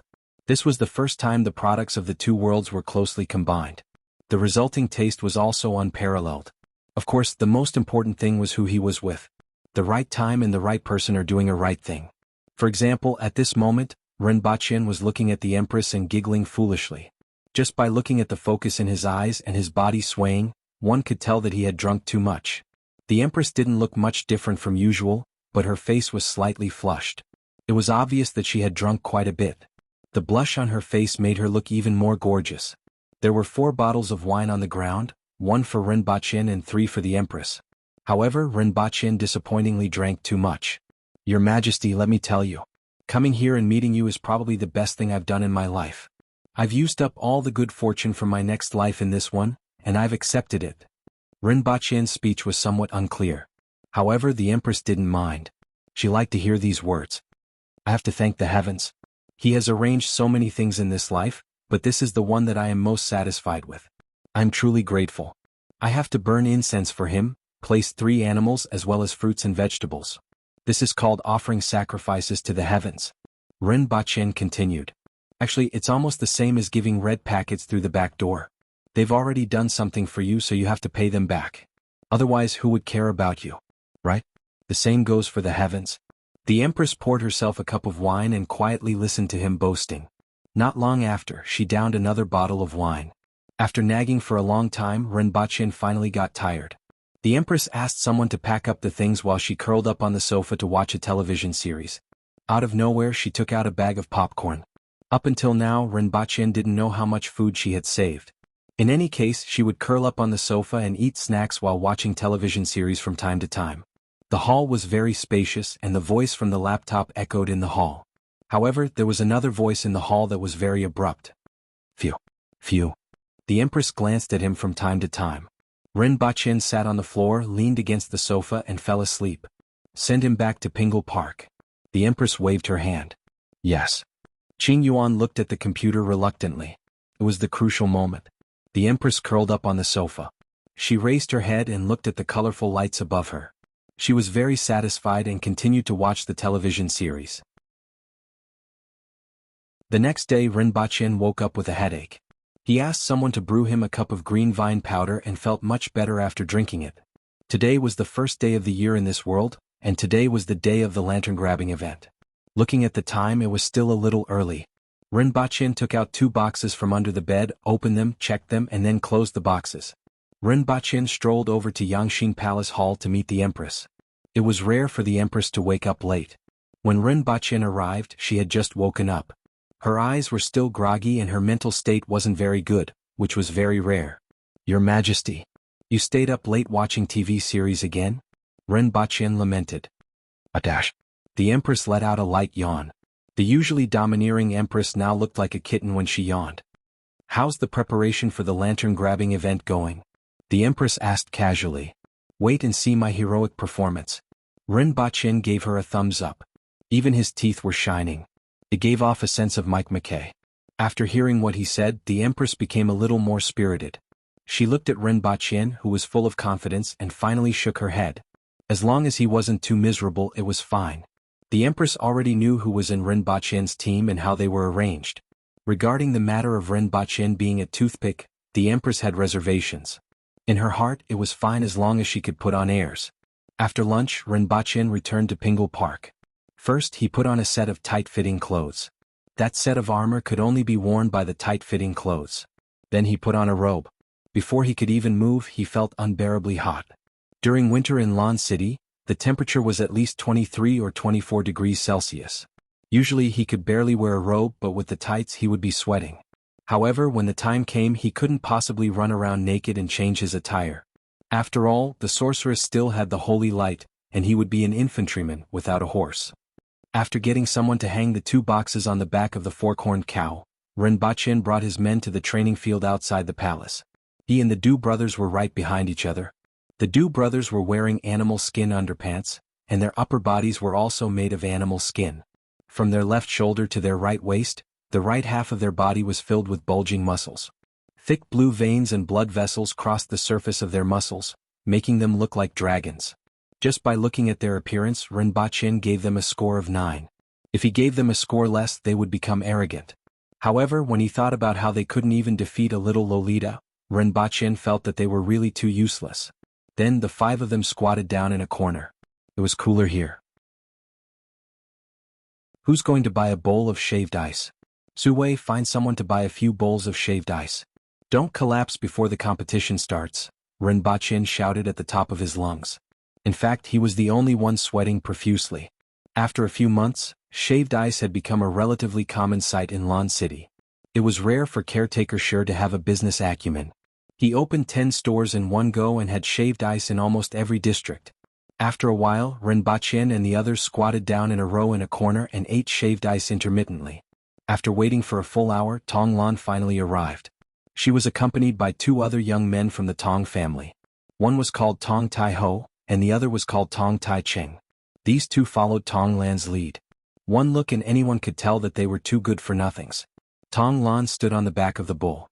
Her white satin clothes fluttered in the wind. In addition to her good looks, she really looked like a fairy. Why do you always stand on the back of the bull? Rinpoche was curious. Tong Lan looked at Rinpoche as if he was a piece of trash and ignored him. Is it because you are shorter when you sit on the back of the bull? Or is it because you look more high-end and classy when you stand on the back of the bull? Rinpoche irresponsibly guessed. Tong Lan looked up and continued to ignore him. Tong Tai Ho and Tong Tai Cheng gave Rinpoche a thumbs up. Rinpoche's eyes widened. Was this really the reason? Sure enough, no matter what kind of Lolita she looked like, she would have a chunibu period. Especially for someone as strong as Tong Lan. Do you want to play Gamoku? Rinpoche waved his hand. What's Gamoku? The little Lolita immediately revealed a curious look. After all, she was a little girl and was full of curiosity. Come like this. Rinpoche drew a Gamoku board on the ground and taught everyone how to play. Gamoku was very easy to learn. Even the aboriginals could easily learn it with their IQ. After a short while, Rinpoche and the little Lolita were playing Gamoku with a group of onlookers. Childish. Tong Lan, who had lost 10 games in a row, had a face full of contempt. You are already so old, yet you still play such a childish game.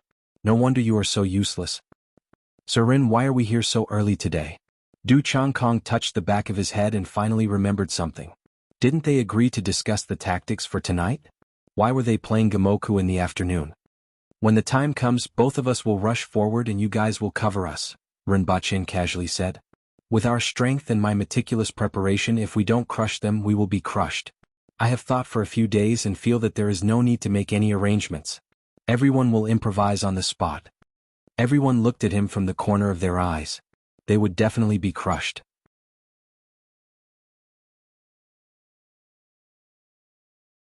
Chapter 293. The lantern-grabbing contest had a long history in Dayo.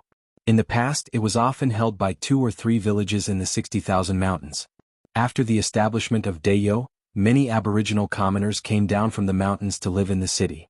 As the population grew, the scale of the lantern-grabbing contest increased. This was especially true for Lan City, the capital of Dayo. The lantern-grabbing contest on the first day of the new year was considered the most eye-catching event in the whole of Dayo. In the afternoon, people from the nearby mountains started to arrive at Lan City one after another. Almost all of them set off in the morning and stayed in the city overnight just to witness this grand event. Even though the residents of Lan City would participate every year, they wouldn't miss out on the biggest event of the year. Even the merchants and envoys from other countries in Lan City would be watching from the side. Of course, there were no seats, the kind that squeezed together with civilians. Regardless of whether it was the empress or the people in the imperial court, from top to bottom, no one cared about what the envoys from the other nations thought. In fact, among the envoys from the three countries, only Great Xia's Gu Zicheng was slightly valued. It wasn't because Great Xia was the most powerful. It was because Gu Zicheng had lived the longest. Gu Zicheng had been safe and sound in Lan City for more than 10 years, and it wasn't just because he kept a low profile. Perhaps even the person who sent him here didn't expect him to live this long. One had to know that Dayo's envoys didn't just have to stay in Lan City for a while. They had to step in when the caravans of their respective nations met with mishaps in Lan City. They also had to step in when other nations had issues that involved Dayo. If they were not careful, they would lose their heads. At most, the Empress would just find an excuse to dismiss them. If they didn't handle this matter properly and lost face for their country, they wouldn't be able to get any benefits either. It would even affect their families. Basically, a diplomatic mission to Dayo was equivalent to having one foot in the gates of hell. For example, the envoy from the Rising Cloud Nation had been beheaded within a year of his mission. It had only been a month since the new envoy arrived. Gu Zicheng's ability to stay in Lan City for more than a decade was admirable. It was all thanks to Gu Zicheng's talent and resourcefulness. Even Shi Qing was puzzled as to why Great Xia had left such a talent in Dayo for more than 10 years.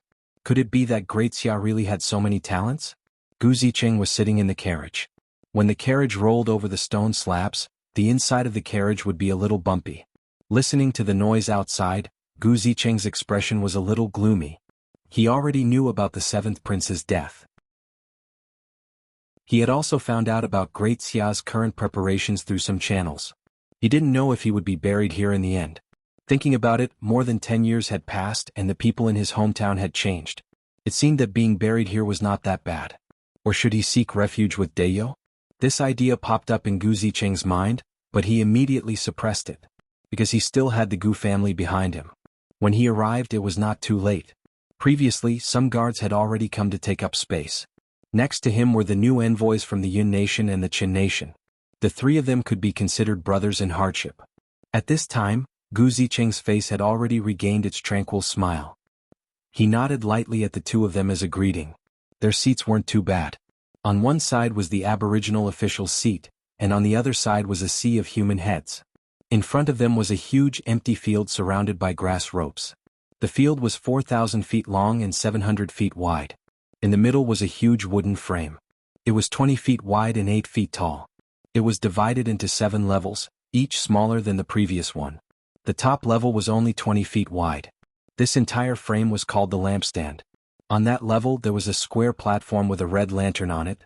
The winner would be the one who obtained the lantern within the specified time. In this lantern-grabbing contest, only one team would be the winner, and the rest would be the losers. There was no second or third place. On both sides of the lantern platform, there were 26 teams, 13 teams on each side. Both teams were the same distance away from the lantern platform, which was about 6,000 feet. 18 of the teams were formed by the descendants of officials, while the other 8 were formed by commoners. In the 70 years since the founding of Dayo, commoners had only obtained the lantern 10 times. 2 or 3 of these times, the descendants of officials had suffered losses on both sides. The remaining few times were the dark horses. The most recent one was 6 years ago. Ren Baqian recognized one of the dark horses in that team, the simple-minded Xiong Pai. Almost all the others had been recruited into the army. The dark horses that appeared in every lantern-grabbing contest attracted the most attention. Every time they would be discussed enthusiastically for a long time. Many people wanted to see if there were any dark horses this year. Even if they didn't obtain the lantern in the end, if they performed well, they would still be respected. Moreover, the Empress and the court officials would also be watching. Because of these reasons, the lantern-grabbing contest was the biggest stage for the Aboriginals. It wasn't only the commoners but also the descendants of officials. They wanted to show off, let the elders in their families value them more, or win honor for their families. The waiting area for the participants was relatively quiet. Even those who were more ambitious were conserving their energy. After all, even Hong Xian and Shi Yuya, who were relatively famous in this generation, weren't strong enough to suppress the others.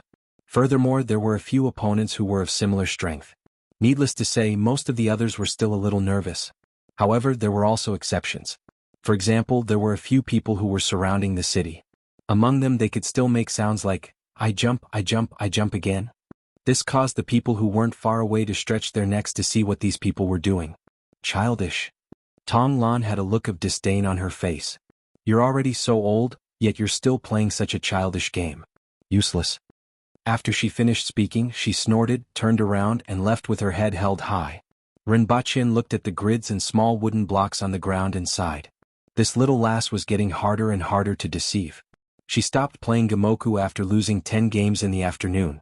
This time around she stopped playing Chinese checkers after losing 9 games. Du Changkong, who was at the side, was cheerfully accompanying her. In any case, it didn't matter if he lost. The most important thing was to participate. Rinpoche threw the small wooden block in his hand to one side, got up and looked into the distance. Behind the torches in the distance, there was a dense mass of people. There was also a very loud noise coming from that direction. It made people wonder if more than half of the people in Lan City were here. The waiting area wasn't partitioned. In fact, it was a large piece of open space outside the city that was temporarily roped off. 2 teams were separated by a rope, and the surrounding people could see it clearly.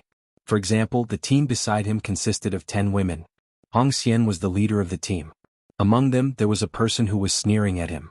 Wasn't that Lu Ruoyao, whom he had verbally refuted to the point where she doubted her life? He didn't know if he should say that enemies were bound to meet on a narrow road or if someone had deliberately arranged this. Wasn't this just looking for trouble? He couldn't possibly hit a woman, right? Even though Aboriginal women were very valiant, they were still women. After thinking about it, Rinpoche decided not to hit them. If he really couldn't get over it, he would at most gently push them aside a little. Other than Hong Xian and Lu Ruoyao, there were 8 other young ladies. They all had different appearances, but they all had hot bodies. They frequently sized up Rinpoche. This person actually dared to participate in the lantern-grabbing contest. Even though he was slightly stronger than the rumors said, it was still negligible. They didn't know whether to say that he was bold or that he didn't know the immensity of heaven and earth. Yaozi would probably teach him a lesson later. On the other side, Rinpoche didn't recognize any of them. However, he heard from Du Changkong that the rest of the people in that team were alright, but there were 2 people who were only slightly weaker than Hong Xian. One of them was called Qin Haoyong and the other was Qin Kuan. The former was the youngest son of the Minister of War, Qin Chuan, and the latter was his grandson. Rinpoche carefully sized them up and couldn't help but sigh. Qin Chuan was also a talent. However, the others didn't think much of it. After all, the Aboriginals had a relatively long lifespan, especially the strong ones. It wasn't rare for a family of 5 or 6 generations to live under the same roof. 2 people who looked about the same age might actually have a difference of 2 generations. Qin Haoyong seemed to have sensed Rinpoche's gaze. He turned around and nodded his head in a friendly manner. Rinpoche was slightly astonished. After all, he was the first person with such strength to participate in the lantern-grabbing contest. Rinpoche nodded his head as well. Then he turned around and asked Du Changkong, "How much longer do we have?" "Less than the time it takes for an incense stick to burn." Du Changkong looked in another direction and replied, "Less than the time it takes for an incense stick to burn." That was about 20 minutes. Rinpoche felt that he could start preparing now. After all, he still needed some time to put on that set of armor. Rinpoche placed the 2 boxes side by side and said to the others, "Come over and surround me. Help me block them." He felt that after preparing for so long, it was necessary for him to give the others a surprise. Therefore he could only reveal it at the last moment. The others were puzzled and surrounded him. With 8 burly men surrounding him, they basically couldn't see anything from the outside.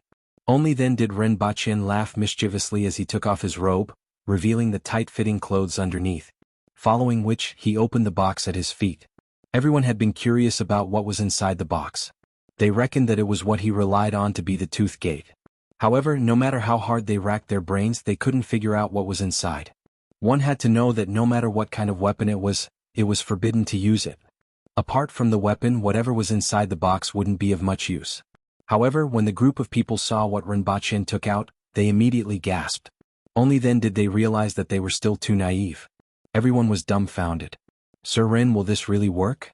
Isn't this against the rules?" "Of course it will work," Rinpoche replied confidently. "This was armor, right? Since it was armor, there was nothing wrong with it." In any case, the rules didn't say that it wasn't allowed. As for whether the rules would allow it in the future, it was none of his business. "What's that? Let me see, let me see." Not long after the little Lolita left in a huff, She saw this group of people gathering together mysteriously and making such noises. She couldn't help but squeeze her way through the crowd. Wastrel, what's that? Once the little Lolita saw what Rinpoche was wearing, she widened her eyes and exclaimed. Tong Lan's voice attracted the attention of the two teams at the side. However, a row of burly men blocked their view so they couldn't see anything. Humph, it doesn't matter what tricks they have up their sleeves. Lu Royale sneered. At the lantern-grabbing contest, only strength mattered. Other than that, other tricks were just for the sake of making others laugh. Although her parents had already warned her, she was still determined to teach Rinpoche a lesson later. At most she wouldn't be so obvious. Hong Xian sat quietly at one side. She paused for a moment as her gaze swept across Tong Lan's body. After thinking about it, she swallowed the words she wanted to say. Lower your voice. Rinpoche raised his index finger to warn Tong Lan before continuing to wear the box. Looking at Rinpoche like a porcupine, the little Lolita rolled her eyes a few times before curling up. She covered her mouth with one hand and snickered. This was really too fun. The expressions of those people would definitely be very interesting. As for whether it was against the rules or not, she didn't care as long as it was fun. At the side of the lantern stand, the Empress was sitting on a chair. Behind her were Xanzhi, Qing Yuan and Hong Luan. This was the best position to have a clear view of both the left and right sides. On both sides of her sat the civil and military officials of the imperial court. Behind them were some family members. Your Majesty, will anything happen to Deputy Prefect Ren for participating in this lantern-grabbing contest? Shi Qing asked rather worriedly. He wasn't afraid of anything else, but he was afraid that something would really happen to that person. At that time, it wasn't impossible for the Empress to strike. However, if the Empress really did that, the lantern-grabbing contest would be in chaos. We will know in a while, the Empress casually said, but she was feeling somewhat uncertain. At that time she only wanted to see Rinpoche do this for her and didn't think too much about it. However, as the time was getting closer and closer, she started to worry. Thinking of that fellow's confident look, the Empress felt slightly relieved. She hoped that he really had some confidence. At this moment the Empress was feeling somewhat conflicted. On one hand, Rinpoche was really too weak. On the other hand, there were all kinds of things in that world that seemed to be able to do anything. She hoped that Rinpoche could rely on some things to really impress people. Not far away, Tong Xinye was more confident. Previously, he had already instructed Tong Lan to protect Rinpoche no matter what. Everything else didn't matter. Therefore, he wasn't worried at all.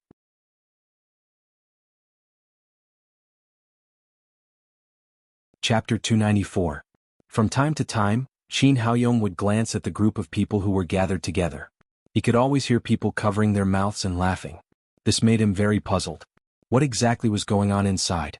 He was also very curious about how that person had the guts to participate in the lantern-grabbing contest. Even without his father's instructions, he wouldn't take the initiative to fight with that person. In any case, that person wouldn't be able to win. If that person was in trouble, he might be able to help him and gain a favor. On the other side, Lu Royale looked at the tiny spot of light at the bottom of the incense burner and felt increasingly carefree. She would be able to feel carefree after she had her revenge. He made her lose so much face and was even punished. She couldn't let him have it easy. As for the teams in the distance, they didn't pay much attention to this side. Although many people had already discovered Rinpoche and Tong Lan, it was easy to recognize a rookie and a Lolita. These children of officials were also well informed, but most people didn't see them as opponents. They had to get past Lu Royale and Hong Xian first. Everyone knew what Lu Royale was thinking. Although they heard that the last from the Tong family was talented, she was too young and her teammates were too weak. She wouldn't be able to accomplish anything by herself. Sir Ren, it's about to start, Du Changkong reminded him. Oh, Rinpoche replied. His voice sounded a little muffled from under his helmet. At this moment, Rinpoche had completely transformed into a human-shaped hedgehog. His entire body, including his face, was covered with a layer of soft iron armor. The surface of the armor was densely packed with sharp spikes. Furthermore, the gaps between two spikes were extremely small. At most, a finger could fit through the gap between two spikes. All the spikes were 1 inch long and were enough to pierce through a person's palm. The tip of the spikes was ghastly cold. Needless to say, there were barbs at the tip of each spike. If these spikes were to collide with a person's body, it was guaranteed that the other party would be pierced like a sieve. When the spikes were separated, they would even leave a piece of flesh behind. This was the legendary artifact for squeezing people on the subway, the 17th century Siberian bear hunting suit, Rinpoche's ultimate trump card, the enhanced version of the human-shaped hedgehog suit. The first point of this suit was that it was breathable. There were countless small holes on the soft iron armor to ensure a certain degree of breathability. Furthermore, there was a layer of soft lining inside, which made wearing it less uncomfortable. Secondly, all the spikes were made of alloy to ensure their sharpness and hardness. At the same time, their weight was reduced. Finally, this set of equipment came with a trump card. However, that trump card was not only useful to others but also to oneself. It could be said that to kill 1,000 enemies, it would damage oneself by 1,500. Unless it was absolutely necessary, it must not be used. The only weaknesses of this set of hedgehog gloves were probably the throat, armpits, and inner thighs. However, these weaknesses did not reduce the lethality of this set of equipment. Rinpoche had high hopes for this suit. After wearing it, he felt that his whole body was brimming with power. Transforming into the porcupine silver Saint Seiya, he would be able to create a bloody path in front of him, be it a mountain of knives or a sea of fire. My body is already unbearably hungry and thirsty, Rinpoche said loftily. Everyone else was speechless. Why did that sound so strange? Loser, I want this too. The little Loli's eyes were bright and full of vigor, and her face was full of envy. If we win this time, I will give this to you, Rinpoche said generously. Little Loli immediately looked at him with disdain. You didn't want to send me off at all. Sir, it's about to begin, Suel reminded. At this moment, there was already someone standing in the middle with a flag in his hand. When the small flag in his hand landed, the lantern-grabbing contest officially began. Everyone's spirits were lifted. Get out of my way later, don't block the way. Rinpoche warned Du Changkong and Du Changqing, who were in front of him. The two of them nodded and cursed silently. Only fools would block in front of him. It was fine if they bumped into someone else, but if they bumped into him they would definitely be unlucky. Even though the bodies of the aboriginals were tough, they weren't invulnerable. The barbed spikes on his body looked like they were not to be trifled with. However, could it be that he would be kicked out of the competition the moment he rushed out? This was basically against the rules, right? Everyone's eyes were on the small flag that was being raised. The last few seconds seemed to be especially slow. The surrounding audience was also attentively watching the performances of this year's participating teams. At the same time, they could also meet many young experts. Rinpoche was still completely blocked. He moved his body slightly to see if there was anything wrong with it. Meanwhile, the little Loli was still staring at Rinpoche with shining eyes. Begin. The small flag in the hands of the person in the middle of the arena turned into green smoke and suddenly fell to the ground. There were no other superfluous words. As the word begin, and the small flag fell to the ground, 26 teams, consisting of more than 200 silhouettes, rushed out from the waiting area. At the same time, they looked at the teams on both sides with vigilance. Haha, my big axe is thirsty. A shout suddenly came from the crowd. Qin Haoyong's eyes lit up. These words were good and he had to remember them. Lu Ruoyao had a look of disdain on her face. How dare you say such words? I will not let you touch the lampstand today. As Du Changkong and Du Changqing dodged aside, a slightly clumsy figure rushed out from within. What were they doing so mysteriously just now? I can finally see it. Qin Haoyong had been curious for a long time. He wasn't in a hurry to rush out and instead looked to the side. The next moment he saw the figure that rushed out. His eyes widened and he staggered, almost falling to the ground. What's that? Qin Haoyong's mind was filled with question marks. The 4 scouts from the Hongxian team simply didn't care about the other team and directly approached Rinpoche's team. Among them was Lu Ruoyao. When she saw the figure that rushed out from the crowd, she suddenly felt a tightness in her chest and almost spat out a mouthful of blood. This is against the rules. Lu Ruoyao shouted angrily. After the Empress started, she immediately looked over there. When she saw the figure that rushed out from the crowd, she almost choked. The corners of her eyes twitched non-stop. Previously, she was wondering where this guy got his confidence from, but she didn't expect him to actually be like this. Pfft. Tong Jingye immediately spat out a mouthful of tea. He stretched out his trembling hand and pointed in that direction with a shocked look on his face. Although I already know that you are shameless, I didn't expect you to be so shameless. Qin Xuan was even more dumbstruck. What is that thing? After Tong Jingye spat out his tea, the others also looked in the direction he was pointing at. They saw a large hedgehog with spikes all over its body that reflected a cold glint. It dashed wildly all the way and everyone was horrified. How could it be played like this? Everyone felt that today was really an eye-opener. Shi Qing had been an official for so many years, what hadn't he seen before? However, this was the first time he saw something like this at the lantern-grabbing contest. At first he was dumbfounded. Then he turned to the Empress uncertainly and asked, "Your Majesty, isn't this against the rules?" The corners of the Empress's eyes twitched for a long time. After hearing Shi Qing's words, she said in a deep voice, "If it's armor, it doesn't seem to be against the rules. But this." Shi Qing pointed at the center of the field. "Is this armor? If it was anywhere else it would be fine. As long as one had a weapon, that armor would be a joke. But now there were more than 200 people in the field who were unarmed." Suddenly, a large hedgehog appeared. "What could the others do? In the future we will add another rule. Armor must not have sharp ornaments to avoid hurting others. However, since there are no previous rules, those who don't know are not guilty," the Empress said casually. Tang Jingye, who was at the side, opened and closed his mouth for a long time like a catfish that had come ashore. After a long time, he looked at the Empress from the corner of his eyes with a hidden bitterness. "Your Majesty, you have changed."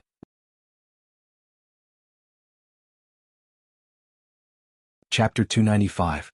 When Rinpochen saw Du Changkong and Du Changkong stepping aside, he dashed toward the lampstand without saying a word.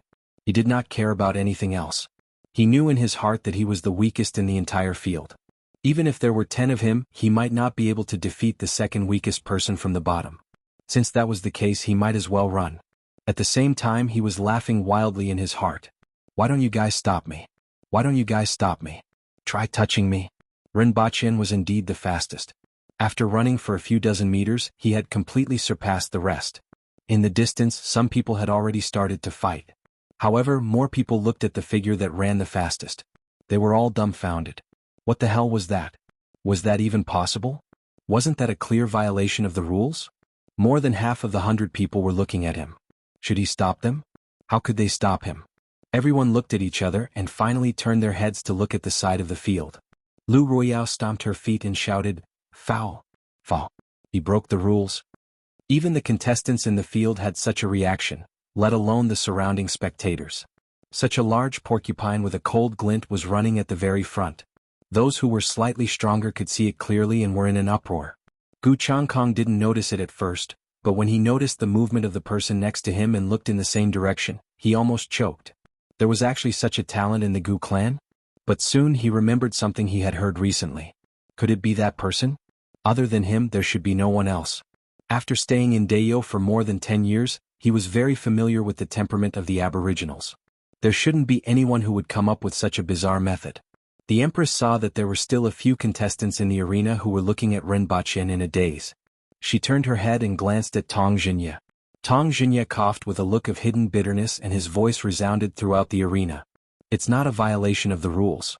The match will proceed as normal." The Empress nodded slightly to express her satisfaction. However, when these words reached the ears of the crowd, it was unknown how many people understood for the first time what shady dealings meant. Especially the children of the officials present, they were so depressed that they wanted to vomit blood. This was definitely shady business. "You can't play it like this." Lu Royale, who was still shouting "foul," was almost angered to death when she heard this. Finally, he appeared in front of Rinpochen with a furious look on his face. However, Rinpochen lowered his head and directly rammed into it. He was still shouting, "I can't stop, someone pull me." The little loli behind him had a look of contempt on her face. "Do you dare to act more realistically? And what are your short legs doing there? Just like a wheel." Lu Royale saw a bunch of sharp thorns flashing with a cold light heading toward her. After hearing Rinpochen's words, she became even angrier. However, she really didn't dare to not dodge. She didn't want to test whether these sharp thorns could pierce through her or not. She dodged in a flash. Her heart was so sullen that she wanted to vomit blood. Previously he was prepared to prevent him from even touching the lampstand, but now he couldn't even stop him. However, the other two women in Hong Xian's group stopped Su El and Jiang Hu. Lu Royale gritted her teeth and followed behind, looking for an opportunity. Especially when the little Lolita smiled at her when she passed by. Du Changkong and the rest also had a relaxed expression on their faces. Among them, their team was the most relaxed. Many people from the other teams had already started to fight. Even so, as the others began to accelerate, Rinpochen began to fall from first place. After all, compared to the others, his speed was really too slow. At the side, bang, bang. The sound of banging could be heard incessantly. Many people were punching and kicking each other while running. From time to time, someone couldn't dodge in time and was sent flying by another person's kick. There were also people who were grabbed by the arm and thrown out. "That hedgehog, be careful." Suddenly someone shouted. A person drew an arc and flew in Rinpoche's direction, baring his fangs and brandishing his claws. He adjusted his body a few times in the air, but his direction didn't change. If they collided, even the best outcome would be Rinpoche being sent flying with the soles of his feet pierced into a sieve. He was the one who had yelled out earlier. When the little Lolita heard this, she couldn't help but burst out laughing. Rinpoche's current appearance was no different from a hedgehog, the kind that couldn't be eaten. The Aboriginals' cultivation was divided into four-way heaven, Kismet heaven, cardinal heaven, and longevity heaven. The commoners could basically enter four-way heaven, while the people present were at Kismet heaven. After all, it was already considered good to be able to reach Kismet heaven at this age. This level of strength couldn't withstand the spikes on Rinpoche's body. As a result, even though Rinpoche was like an ant in the eyes of the crowd, no one was willing to take the risk of being pierced into a sieve to stop him. Even Lu Ruoyao wasn't willing to take the risk of being pierced into a sieve and attack Rinpoche. Should you hit him lightly or heavily? If you hit him lightly, you would suffer a huge loss, but if you hit him hard, don't forget Rinpoche's status. Even Lu Ruoyao, who hated Rinpoche so much, at most wanted to stop him and embarrass him. At most, he would only suffer a small injury. If she were to seriously injure him, she would have to be crazy to do it. The Empress wouldn't let her off. As a result, she was on the verge of vomiting blood, but there was nothing she could do. This was even more so for the others. However, that person's shout was really too funny. "Big hedgehog?" Ah. The little Lolita laughed heartily. Rinpoche raised his middle finger at that person as he ran. At the same time, he was calculating in his mind. If he didn't change his speed, he would bump into that person. Should he bump into him or not? At this moment, Du Changkong suddenly appeared in front of Rinpoche. He stomped on the ground, soared into the sky, and threw a punch at the person in the sky. In any case, everyone in the arena was an opponent, except for his own side. That person wasn't afraid at all. At the same time, he threw out countless punches and collided with Du Changkong. After a few collisions, that person was punched in the chest and flew out. Du Changkong was also smashed back to the ground. Both of his feet landed on the ground and created two pits that reached his calves. Rinpoche was about 60 to 70 meters away from the lampstand, but the others started later than him. They were still in a daze for a while, but they had already reached the lampstand. It was like a tractor racing against a Ferrari for 600 meters. Even if the tractor ran 300 meters first, it would still end up with the exhaust. More than 10 people rose from the ground and leaped up to the second level. Two of them exchanged kicks in midair. One of them crashed into the supporting pillar while the other was kicked off the stage. However, the person who crashed into the supporting pillar was pushed off the stage by Qin Haoyong. Qin Haoyong then leaped up to the third level. Other than those who leaped onto the stage, some people immediately turned around and blocked the way of the other teams behind them. Rinpoche didn't care about them. He dashed forward with his body covered in spikes and shouted, "If the gods block us, we shall destroy the gods. If the Buddhas block us, we shall destroy the Buddhas. Those who block us shall die, and those who give way shall live." The others raised their eyebrows and made way for him. There was really no way to block the barbed spikes on this guy's body. However, with his speed, the outcome of the battle was decided before he could even climb halfway. The little Lolita, Tong Lan, followed closely behind Rinpoche and dashed forward. However, the others were all blocked and fell into a chaotic battle. At this moment, there were 30 to 40 people fighting on both sides of the lampstand. From time to time, someone would be kicked off. The area below the lampstand was even more chaotic. Other than those on the stage, half of the remaining people were fighting on the road and the other half were here. Phew. Rinpoche collapsed below the lampstand to catch his breath. This enhanced hedgehog suit had indeed lived up to his expectations. After safely sending him here, there shouldn't be much left for him to do. However, since he had nothing better to do, he might as well climb up. It would also look good on his face. The little Lolita didn't care about him anymore and leaped up to the second level. Before she landed on the ground, she saw another person in front of her. That person let out a cry of surprise as if he was surprised that there was such a young contestant. His movements weren't slow at all. His right hand transformed into a broadsword and slashed down. Tong Lan pressed on his arm with one hand, flipped her body in the air, and sent a downward kick toward the top of her opponent's head. Her opponent only took half a step back, which was just out of Tong Lan's reach. Then he slashed with his palm again. Tong Lan's eyes widened. "Are you bullying me because my legs aren't as long as your arms?" Her legs danced in the air like a windmill. She kicked her opponent 7 times in a row, forcing him to take a few steps back. Tong Lan borrowed the force to land on the second level of the lampstand. She then leaped into the air and pounced toward her opponent. Within a few rounds she had kicked her opponent off the stage. Meanwhile, Rinpochen was still climbing from the first level to the second level. After all, he was weak to begin with. Coupled with the fact that he was wearing armor, it was inconvenient for him to move. Previously it was still fine for him to run, but now it was troublesome for him to climb to the second level. After all, there weren't any ladders on this lampstand. Everyone just leaped up. If it weren't for the rule that they had to climb up 1 level at a time, many people would be able to jump up 2 or 3 levels with a single leap. Rinpochen didn't have this ability. He could only climb up the supporting pillar. At the same time, he had to be careful of the spikes on his body piercing the pillar. Lu Ruiyao watched from behind as Rinpochen climbed up the pillar like a large hedgehog. She felt suffocated. She took off her shoe and threw it at Rinpochen. The shoe wasn't considered heavy, but with the strength of her hand, it smashed into Rinpochen's back like a brick. This attack to vent her anger had resulted in 2 consequences that she hadn't even thought of before. First, the shoe was completely penetrated by the spikes on Rinpochen's back and couldn't be removed. Second, this force directly slammed Rinpochen against the pillar. The spikes on his chest all pierced into the pillar, and it was as if his whole body was nailed to the pillar. Rinpochen felt something hit his back, and his whole body was directly pressed against the pillar. He could even hear the sound of the spikes on his body piercing into the pillar. What the F***ck? Rinpochen's eyes widened.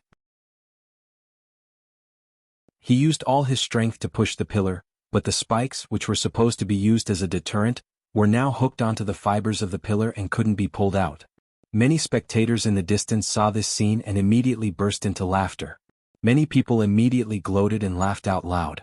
The corner of the Empress's eyes twitched again. Not only her, but Shi Qin, Ko Zhihai, Tong Jinye, and Qin Xuan were also twitching. At present, the fastest person had already reached the 4th level. However, a few people were fighting and blocking each other, and no one could get away from the 5th level. Originally, everyone was looking at the few people at the top, but they didn't expect such a scene to happen below. That hedgehog was actually slammed against the pillar by a shoe that flew out from the crowd. This happened too suddenly and was too unexpected. For a moment, everyone didn't know whether to laugh or spit out their mouths. Rinpochen was hung on the pillar for a long time. He gritted his teeth and spent a lot of effort to pull the spikes off his body. The effect of Lu Ruiyao's flying shoe was somewhat beyond her expectations. Subsequently, she felt a surge of pleasure in her heart. At the same time, her eyes lit up. While fighting with the others, she paid attention to Rinpochen and was ready to throw the other shoe at him at any time. At this moment, she saw Rinpochen's body moving as if he had pulled himself out, so she was ready to throw the other shoe at him. In the end, before she could move, another shoe flew out from the crowd and hung on Rinpochen's back, slamming him against the pillar again. F***ck. Rinpochen was extremely furious as he hung on the pillar. Which bastard hit him? This time, the people below were no longer in the mood to fight, and their movements also slowed down as if they were moving in slow motion. Each and every one of them looked at the big hedgehog on the pillar. This guy was really too hateful. He had broken the tradition of the lantern-grabbing contest that had lasted for so many years. Among the group of unarmed Aboriginal youths, there was such a strange person, a big hedgehog with a cold glint all over its body. Yet he was recognized. How could this make the others feel at ease?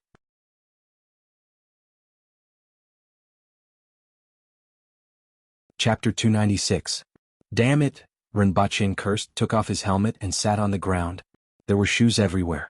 If it wasn't for Su Lu Jianghu and the Du Changkong brothers who rushed over to protect him, he would have been drowned in shoes today. The shoes on the ground were proof of that. Have you recorded the name list?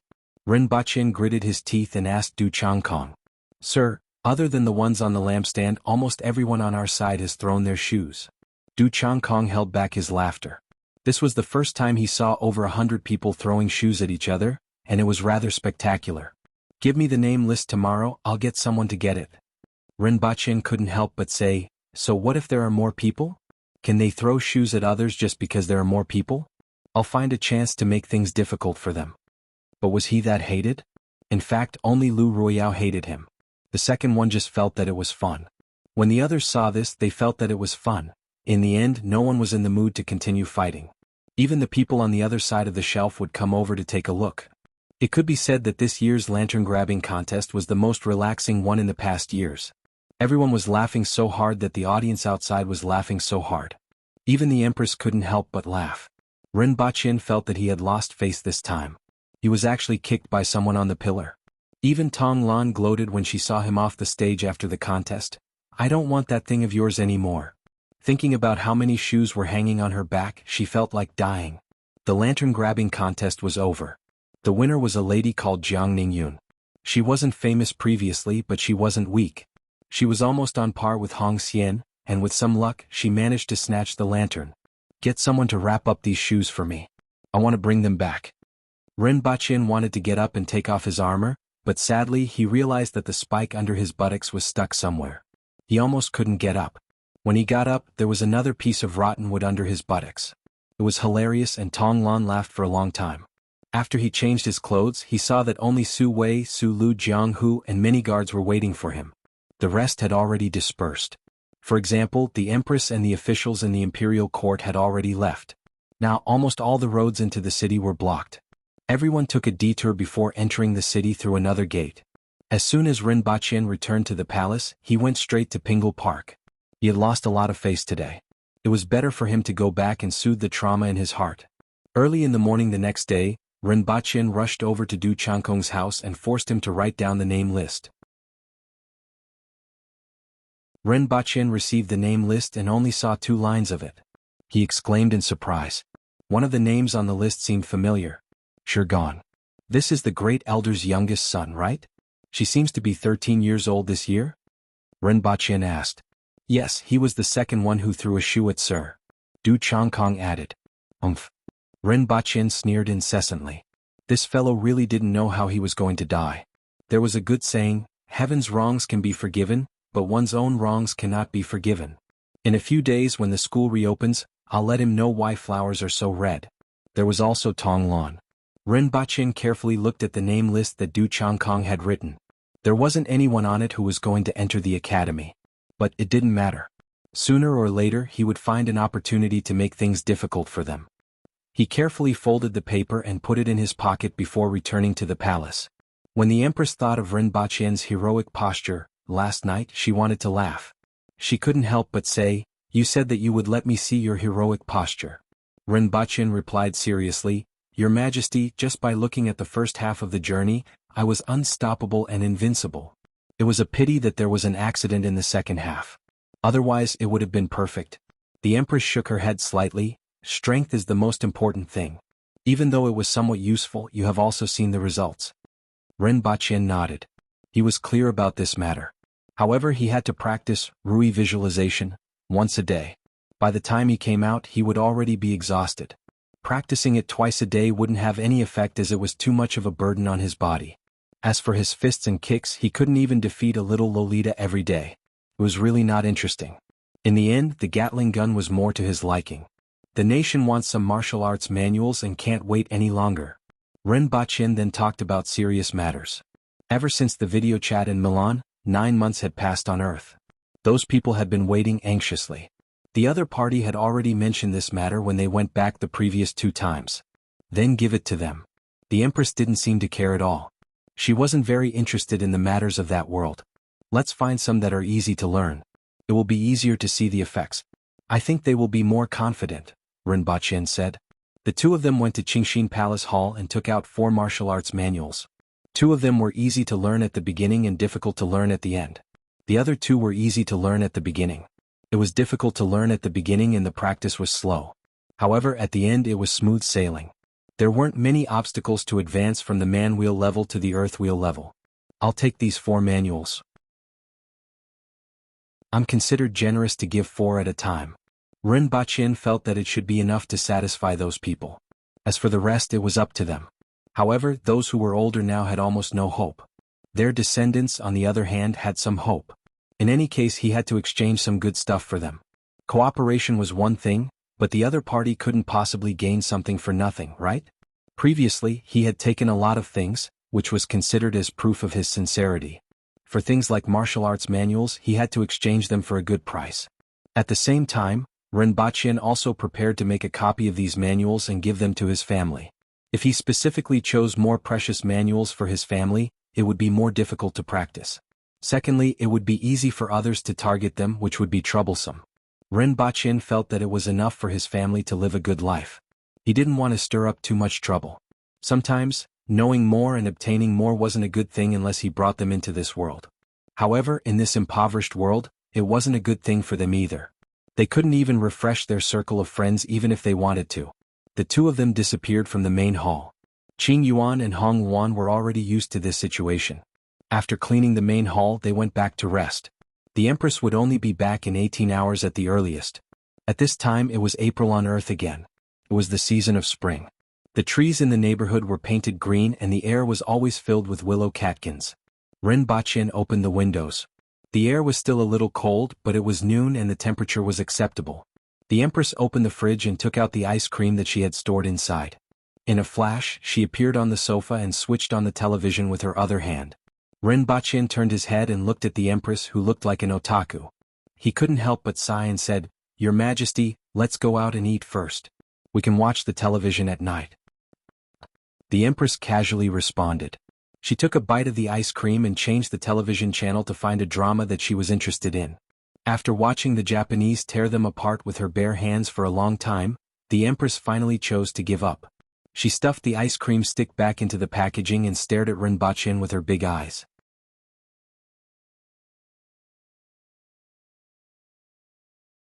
Chapter 297.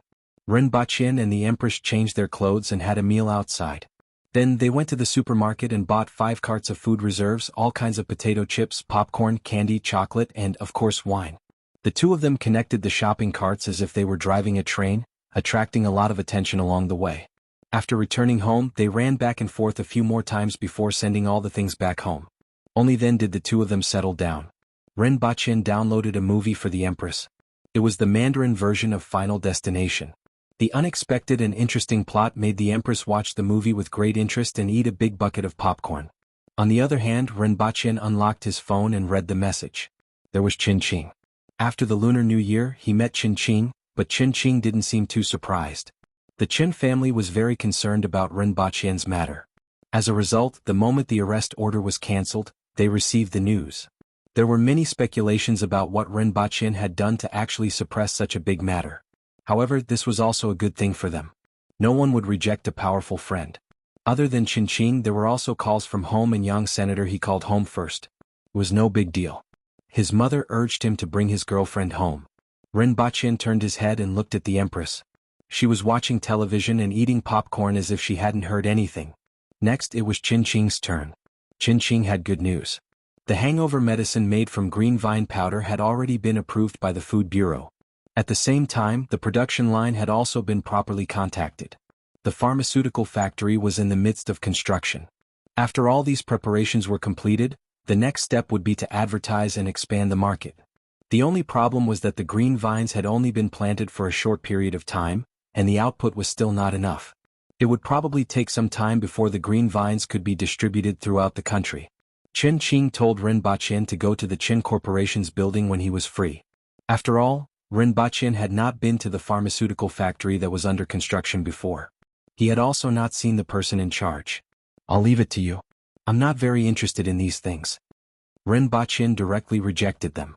He had enough confidence in the green vine powder hangover medicine. He did not intend to participate in the following events, nor did he intend to participate in the future. He could not stay on Earth for long, so it was better to keep a low profile. Currently, only the country knew about his situation better, and it would be troublesome if other people noticed him. Being an invisible tycoon was the best choice. However, he was the one who came up with the name, green vine powder hangover medicine. Blue bottle. Its name was Mana Potion. In the past, when he was playing games, his character didn't have mana, so he just had to drink a mana potion. In people's minds, magic was influenced by spiritual power. Getting drunk would cause a person's brain to become muddled and listless, giving people a feeling similar to losing their mana in the game, so they simply called it Blue Bottle. He had even been ridiculed by Qin Qing before, saying that it sounded like the zinc supplements, use a blue bottle. After hanging up, Rinpoche finally called Yang Sen from the Messier 87 department. The call was picked up after 2 rings. Mr. Rin? Your saber has made some discoveries, Yang Sen said. Rinpoche was a little surprised. He thought it would take longer. The blade is made of steel, but there's something else inside. It's a strange thing that seems to have a life of its own. According to Elder Lu's words, that saber of yours is alive, Yang Sen said solemnly. Rinpoche wasn't surprised to hear this news. After all, that saber could grow and shrink at will, giving people the feeling that it wasn't an inanimate object. It might be intelligent and is avoiding our detection. Yang Sen's next words shocked Rinpoche. Intelligent. Rinpoche repeated this word. Usually, only mammals could be said to have intelligence, but he was surprised that a saber could be said to have intelligence. It's still a suspicion at the moment and more experiments are needed, Yang Sen said. In fact, there wasn't much progress at the moment. The progress of the research on this saber was slower than they had imagined. Also, what do you think about the previous matter, Mr. Rin? Yang Sen finally got to the point. Cooperation. We can't just have one side pay, right? What are you going to use to exchange for the martial arts manual? Rinpoche asked seriously. What do you want? Yang Sen asked. Through some of Rinpoche's answers, he was able to judge the situation in that world. Previously he had already done that, but he didn't gain much. Rinpoche rarely said anything valuable, and even if he did say something, there would be some lies mixed in. First, remove the people who were monitoring me and rummaging through my rubbish bin. This is the minimum sincerity of a partner, right? Someone was monitoring you? I'll send someone to investigate immediately. Rinpoche's words made Yang Sen's heart skip a beat. The people he sent were all highly skilled professionals, and they shouldn't have been discovered by him. However, he was, after all, a legendary cultivator. He might have some unknown means of investigation. No matter what, he had to throw the blame away first. Not your people? Then you don't have to send anyone, I'll think of a way to deal with it, Rinpoche said. In his heart, he was wondering if they really didn't send anyone to monitor him. That shouldn't be the case. Rinpoche didn't realize that there wasn't anyone monitoring him. He was just casually bluffing the other party. In any case, he felt that if he was the other party, he would definitely send someone to monitor him. Don't act blindly without thinking.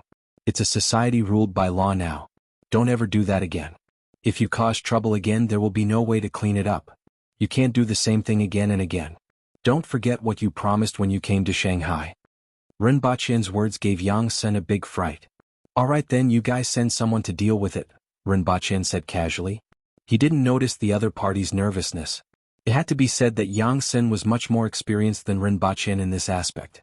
As for the martial arts manuals, you guys can use nuclear bombs to exchange for them. Rinpoche demanded an exorbitant price again, almost choking Yang Sen to death. What did you say? What do you want? Yang Sen felt that he had heard wrongly. Nuclear bombs. Important things must be repeated 3 times, Rinpoche repeated with a straight face. What do you want that thing for? How can that thing be owned by a private individual? It's too dangerous. Yang Sen growled in a low voice. I also have enemies in the paradise. It's just right to use this thing to blow them up. It's very easy for you guys to make nuclear bombs. The value of martial arts manuals is much higher, Rinpoche said seriously. Do you have a way to transport that thing? Do you have a way to launch it? How do you protect against radiation? How do you prevent leakage? How do you keep it safe? Yang Sen asked a bunch of questions in a row. Rinpoche pondered for a while and realized that he really couldn't do it. It shouldn't be a problem to transport it.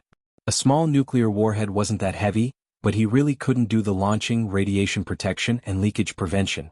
However, he was just asking for an exorbitant price and didn't really want a nuclear bomb. It was useless to ask for it himself. He couldn't possibly throw one at the capital of Great Xia, could he? Therefore, he immediately took a step back and said, Then how about sarin gas? It's easy to preserve and I can use it. In fact, Rinpoche was just casually mentioning sarin gas. He still had 3 bottles, which were enough. He wasn't prepared to throw sarin gas onto the battlefield when the war started in 2 years. It was too inhumane. If he really did that, he was afraid that the outcome wouldn't be good. Furthermore, the Aboriginals weren't the weaker side, so there was no need to do that. He was even prepared to develop the technology of that world, but he didn't intend to develop weapons. This was because it would make cultivation worthless. That was a civilization that was completely different from Earth. In Rinpoche's mind, the combination of technology and cultivation was the way out for them. Only then would they blossom into magnificent flowers of civilization. Instead of creating all kinds of high-tech weapons that even an earth-wheel expert like the Empress couldn't defend against, they shouldn't create weapons of mass destruction that even a cardinal heaven expert like the Empress couldn't defend against. It's also impossible to use sarin gas. Yang Sun was sweating profusely. This guy was really too dangerous. If he really handed it over to him and he came up on Earth, it would really be a big problem. Based on what he had done in the past, the probability of him having a brain cramp was really not small. Then tell me what you can offer? Rinpoche spread his hands even though the other party couldn't see. The Empress, who was beside him, turned her head and glanced at him. Then, she turned her gaze back to the television and shrank her body into the sofa. She squeezed herself between two sofa pillows and felt much more comfortable. She really didn't like these troublesome things. Since it's a martial art, I believe that we can come up with some optimization methods after researching it. You know, computers are sometimes more reliable than the human brain, Yang Sun said. This was also the point that they had the highest expectations for. Not interested. Rinpoche flatly refused. He hadn't decided whether to take out the martial arts that he practiced or not. Optimizing other martial arts was also meaningless to him. We can provide all the conveniences for your laboratory, including the purchase of various equipment and some other things. Not interested. If it was his own laboratory, it might be useful. However, with his current special status, the country wouldn't stop him if he wanted to purchase some things, right? It was too deceptive to use this as an exchange condition. Not to mention that the laboratory wasn't even his. Yang Sun rubbed his temples. It was really troublesome to deal with the other party. He couldn't give them what they wanted and he didn't know what they wanted. I will give you a call in a while. Yang Sun hung up the phone and immediately informed his superior to see if he could get some good suggestions. As far as he knew, there should be a think tank that specialized in researching the two of them. They had been researching all the information about the two of them. Rinpoche threw his phone aside and started to ponder. What exactly did he want? He had been thinking about this question for a few days, but he still couldn't think of an answer. Equipment? He couldn't bring it over. Technology? What he needed now were the more basic technologies that didn't need to be exchanged. He could get them from the internet and books. As for the more advanced technologies, he would have to wait until that world developed to a certain extent. Blueprints? Similarly, he could get whatever he needed and he didn't need what he couldn't get now. In fact, he didn't need the most advanced blueprints for many things. Even the brick kiln couldn't be used now. The conditions weren't up to par, let alone other things. Money? Job. They weren't of much use either. Women? Rinpoche looked at the person who was watching television and eating popcorn. He lowered his head and pondered again. Rinpoche suddenly felt that he was stumped. He really didn't have anything that he wanted.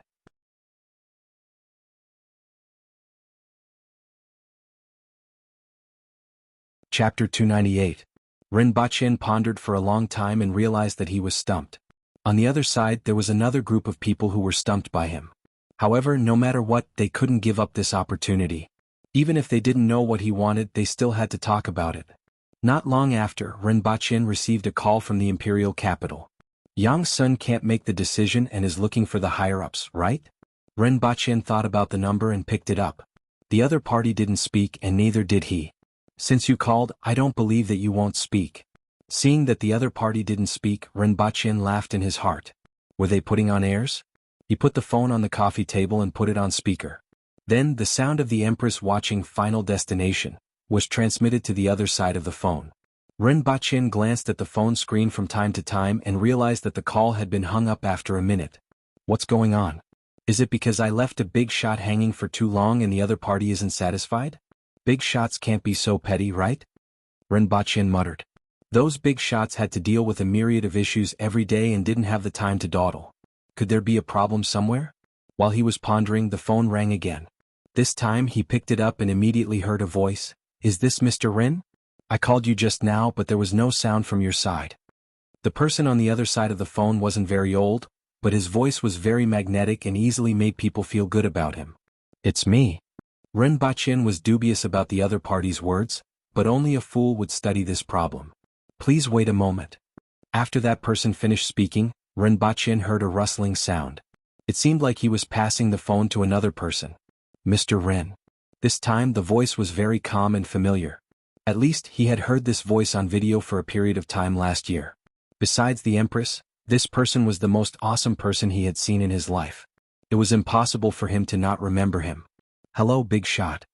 Ren Baqian's voice was very respectful, like a primary school student meeting the principal. However, he directly lay on the sofa and conveniently snatched a popcorn from the Empress. Slap. The Empress gave him a backhand slap without hesitation. Previously, his hand was swollen like a pig's trotter, but now it was just a little red, and there were 4 fingerprints on it, which were extremely distinct. However, compared to before, it was already much better. Ren Baqian mimicked a cat and licked the back of his hand. When the Empress saw this action from the corner of her eye, she immediately had the urge to give him another slap. "Mr. Ren, your parents don't know about your situation, right?" The person on the other end of the phone laughed. "What do you mean?" Ren Baqian immediately became alert. "Don't you want to teach things like cultivation methods to your parents?" Ren Baqian thought for a while and said, "This doesn't seem to have much to do with our deal. Actually, after that video I thought about it for a long time. I don't think an old man like me would be able to cultivate." The other party continued. Ren Baqian nodded in his heart. The other party was right. He really did not think that those big shots would be able to cultivate. Not to mention that they were too old, they had so many things to do every day. How could they have the time to cultivate? Actually, it's just a fantasy. Through the simulation of cultivation methods, we can find out the factors that affect people's lifespans. However, this requires someone to cultivate to a certain extent first. I believe that Mr. Ren and Madam Qi will not assist in the research. In that case, I don't know how long it will take for someone to cultivate to a stage where their lifespan will be affected. I'm afraid that an old man like me will not be able to see it.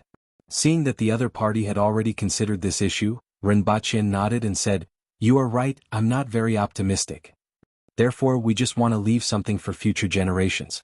Even if this kind of cultivation method is given to us, it will spread sooner or later. This thing can't be hidden. It just depends on whether it's 10 or 20 years. The final result will be the evolution of the entire human race and a huge change in human society. At that time, even I can't predict what kind of changes will happen to the rules of human society. Nevertheless, I still want to leave something for future generations. Perhaps this is the key to the evolution of all human beings. Don't you think so, Mr. Ren?" Ren Baqian thought for a while and felt that the other party didn't want to pay him. This wasn't very good, right? This wasn't the way to cooperate, right? "Boss, allow me to say something. Even though *** is comfortable for both of us, we still have to pay," Ren Baqian said respectfully. The person on the other end of the phone immediately spat. The Empress was stunned for a moment. She was probably trying to figure out what the word *** meant. After all, this word was too far away from her. Then her eyes widened and she scratched a hole in the pillow with her claws, causing the cotton to fly out. "It's just an adjective. Stay calm. Stay calm." Ren Baqian covered the phone with one hand to appease the Empress. In the end, the Empress gave him another slap on the back of his hand. This time, there were 8 crisscrossing finger marks on the back of his hand like an LV. The Empress slapped Ren Baqian and then grabbed the pillow with all her might, making the room look like heaven. In heaven there were feathers flying everywhere, and in the room there were cotton wadding flying everywhere. What Ren Baqian said just now was really too wretched. Even the Empress had such a reaction, let alone the person on the other end. He was immediately dumbfounded and only laughed bitterly after a long time. "I don't know how to answer your question." Ren Baqian's words were really too suffocating. Crude words but not crude logic. Ren Baqian laughed mischievously. "What do you want? Just say it," the person on the other end of the phone said straightforwardly. "Nuclear bomb," Ren Baqian was interrupted halfway through his sentence. "You don't have to say such things, just tell me the truth." Ren Baqian thought for a while and realized that he really didn't need anything at the moment. As for money, he still had 90 million euros left from the 100 million euro loan. The other party didn't mention anything about repayment. They didn't even mention the time limit or interest rate, so he didn't need to think about repaying the loan. Or he could consider repaying the loan in the future when the inflation reached the point where buying a loaf of bread would cost 3 or 2,000 euros. I brought 4 martial arts manuals with me. One condition for each martial art manual. I will mention it when I need it. It won't affect the nation and I won't demand an exorbitant price. It might be to collect something, for example, certain blueprints or some rare items. Try your best to help me collect them. Or, if I do something wrong again in the future, Help me settle it and consider it as fulfilling one of the conditions. Ren Baqin raised his own conditions. 4 martial arts manuals in exchange for 4 conditions. Speaking of which, it wasn't a loss. After all, he really couldn't think of anything that he needed. It was acceptable to keep the 4 conditions and mention them when he needed them in the future. I can promise you the first condition, but it can't violate the nation's laws and regulations. It can't go against morality and also can't demand an exorbitant price. The nation will also act according to its capabilities and will try its best to help you if it can. As for the second condition, Mr. Ren, forgive me for being blunt. Given your status, the previous incident shouldn't happen again. As long as Mr. Ren doesn't find trouble with others, no one will find trouble with you. Who knows, a few days ago, there might be a surviving member of the Jean family rummaging through my rubbish bin to find evidence of my crimes. Ren Baqin conveniently made a scapegoat. Since he had nothing better to do, it would only take a few words, so why not?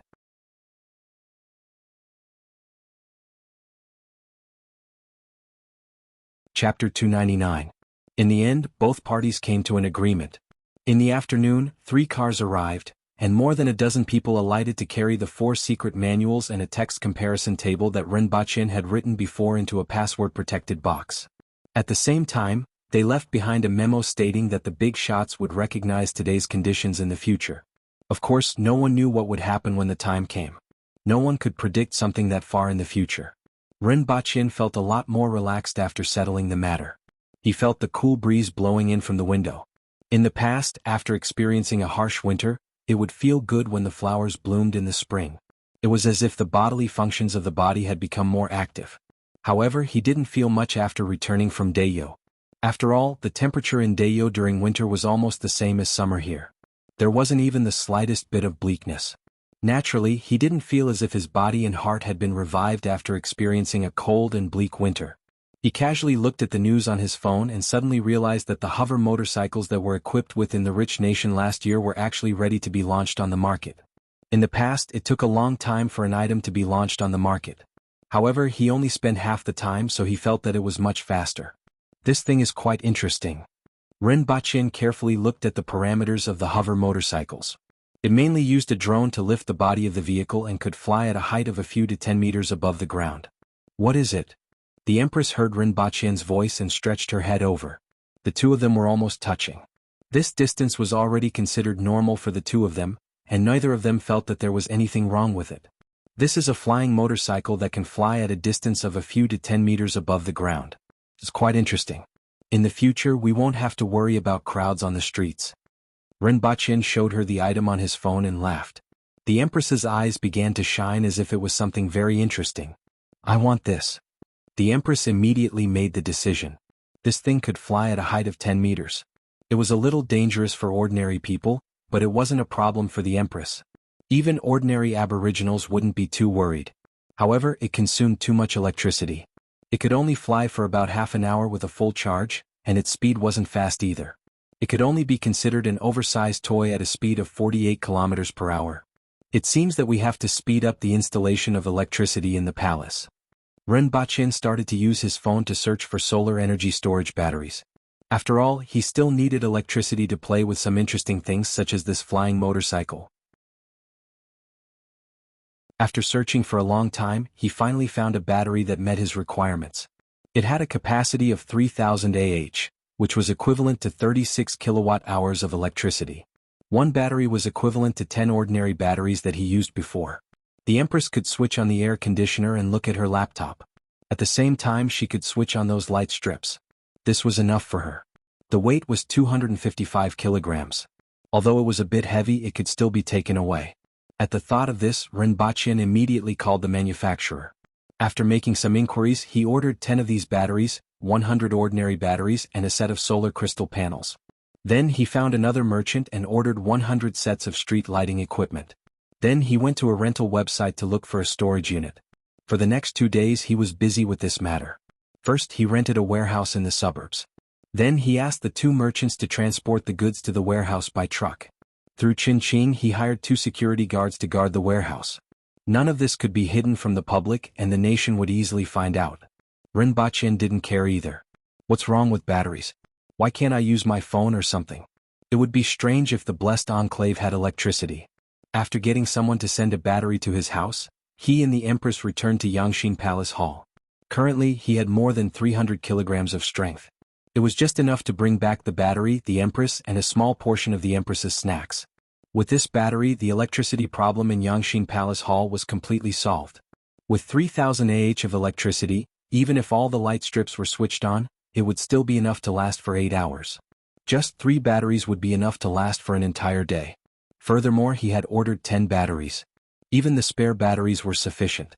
Ren Baqin could once again enjoy the days of electric lights and air conditioner. 10 of these batteries would take about 10 trips. It would take close to 2 months in Dayo and half a year on Earth. Next, he still had to bring those street lighting equipment and ordinary batteries over. Within half a year, Dayo should be able to complete all the street lighting projects in the palace. Although it would take a long time, the scenery in the palace would definitely be exceptionally beautiful. Ren Baqin was also filled with anticipation. This was a midterm plan. In the short term, the school at Black Bamboo Academy would start the day after tomorrow, on the 6th of January. He would welcome a group of useless second-generation students. On the morning of the 6th, Ren Baqin woke up early, washed up, ate his breakfast, and left the palace for Black Bamboo Academy under the accompaniment of the guards. It was a rather big and empty courtyard. There were 3 bungalows in the middle, and there were still buildings under construction at the back. At the corner of the courtyard, there was a frame with a few pulleys on it. Although the courtyard was leveled, it wasn't neat. After all, the construction had not been completed. Transporting sand, cement, and red bricks would make the courtyard very dirty. Ren Baqin looked at his watch. It was 7:30. There was still half an hour before 8. However, none of this batch of useless second-generation students came early. They really didn't know how to respect their teachers. But it didn't matter. They would understand after leaving this place. Ren Baqin believed that he would educate them into a new generation of aboriginals who were well-developed morally, intellectually, physically, and aesthetically. After he finished pondering, he saw a few youths walking in his direction. There were 4 men and 1 woman. They were dressed like ordinary people, and they should be some of the commoners who were selected later. When they got closer, Ren Baqin asked for their names and confirmed that it was true. Subsequently, more people came in succession. The first to arrive were all commoners, and there were a total of 19 of them. Including the people sent by the court officials, there were a total of 50 people. When it was almost 8 o'clock, Ren Baqin saw a youth riding a fork-horned cow staggering over. When the cow got in front of Ren Baqin could smell the stench of alcohol. Name? Ren Baqin asked expressionlessly. Tai Jiaxiong. When that youth saw the person in front of him, he restrained himself and said respectfully. Although he wasn't willing to come here to learn anything messy, he still had to pay attention to the person in front of him. Go in and find a place to sit, the house in the middle. Ren Baqin pointed to the back and that Tai Jiaxiong quickly went in. After him, the others arrived one after another. Many of them brought along their servants, and more than half of them were late. Furthermore, a few of them reeked of alcohol and had a look of disapproval on their faces. They were only here because of their family's instructions, just like Tai Jiaxiong. Ren Baqin sneered in his heart. What a bunch of idiots. Here I will let you know why the flowers are so red. Tong Lan bounced to Ren Baqin and greeted him. You good for nothing. I'm your teacher here, so you have to call me master. Otherwise, you will either be beaten with a ruler or brought back by Sir Tong, Ren Baqin said with a straight face. Tong Lan bared her canine teeth and in a flash she went into the courtyard. She even turned around and snorted at Ren Baqin before arrogantly walking into the room with the loudest voice. Following that, there was Shi Gan, the youngest son of great elder Shi Qing. Although he was only 12 years old, he wasn't short and was about the same height as Ren Baqin. He looked rather simple and honest, but Ren Baqin remembered that he threw his shoe at him. This fellow wasn't a good person either. After everyone arrived, Ren Baqin turned around and closed the door, isolating the servants' gazes from the outside. The inside and outside were 2 different worlds.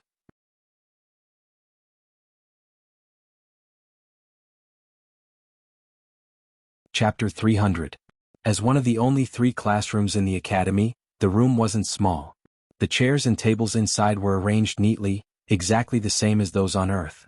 However, it was still very new to the Aboriginals. None of the people here had ever studied in such an environment before. At most, the elders in their families would teach the younger generation how to read and write, and they would read by themselves and ask for help if they didn't understand something. As a result, It was very refreshing to have dozens of people crammed into the classroom. The commoners were better off as they were relatively quiet.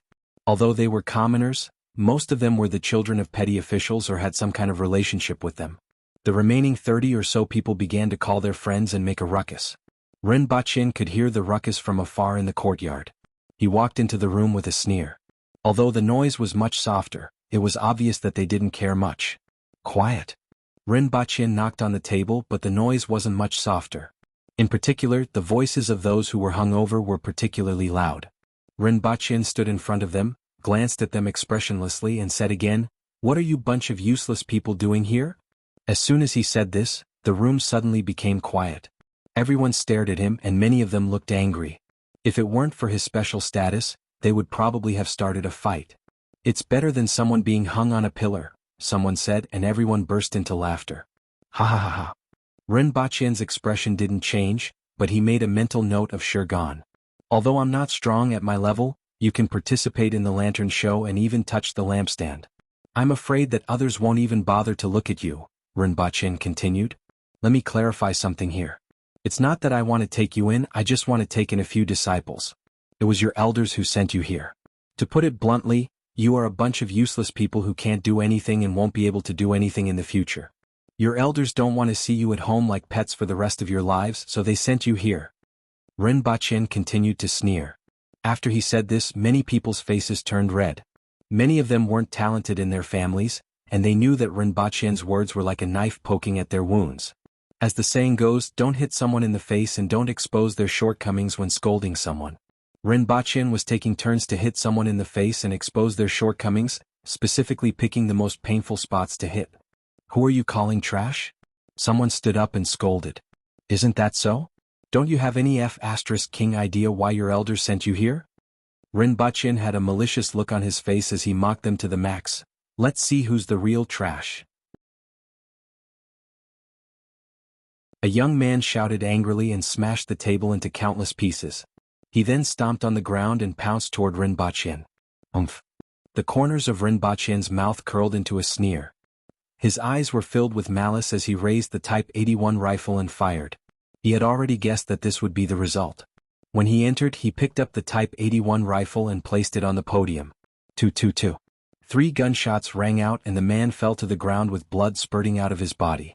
Originally, many people were waiting to watch a good show. They didn't expect such a sudden turn of events. Immediately they were dumbfounded. Their gazes lingered on the Type 81 rifle in Rinpoche's hands as they tried to guess what it was. "Look, even a child can kill you with such a simple thing. If you aren't trash, then what are you?" Rinpoche continued to mock them maliciously. At the same time he turned to Su Wei and said, "Drag him out and throw him to the clinic. Let the doctor cut open his wound and take out the bullet. Also inform his family that this trash will be trash for the rest of his life. There's no hope for him anymore. Keep him as a pet." Rinpoche's malicious words made everyone's faces turn ugly. The man on the ground almost vomited blood. He struggled to get up from the ground with blood oozing from his right shoulder, right arm and collarbone. Rinpoche tilted his head. He wanted to hit the man's shoulder just now, but his hand shook. Su Wei went forward to pick up the man. He still wanted to resist, but Su Wei twisted his arms and carried him out of the classroom.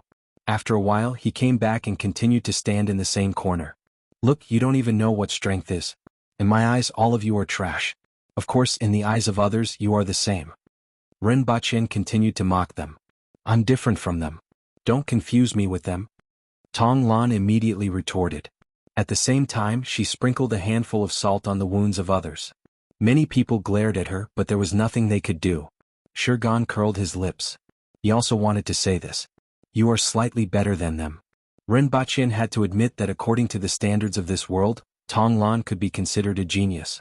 "However, you are only slightly better. All of you don't know what strength is."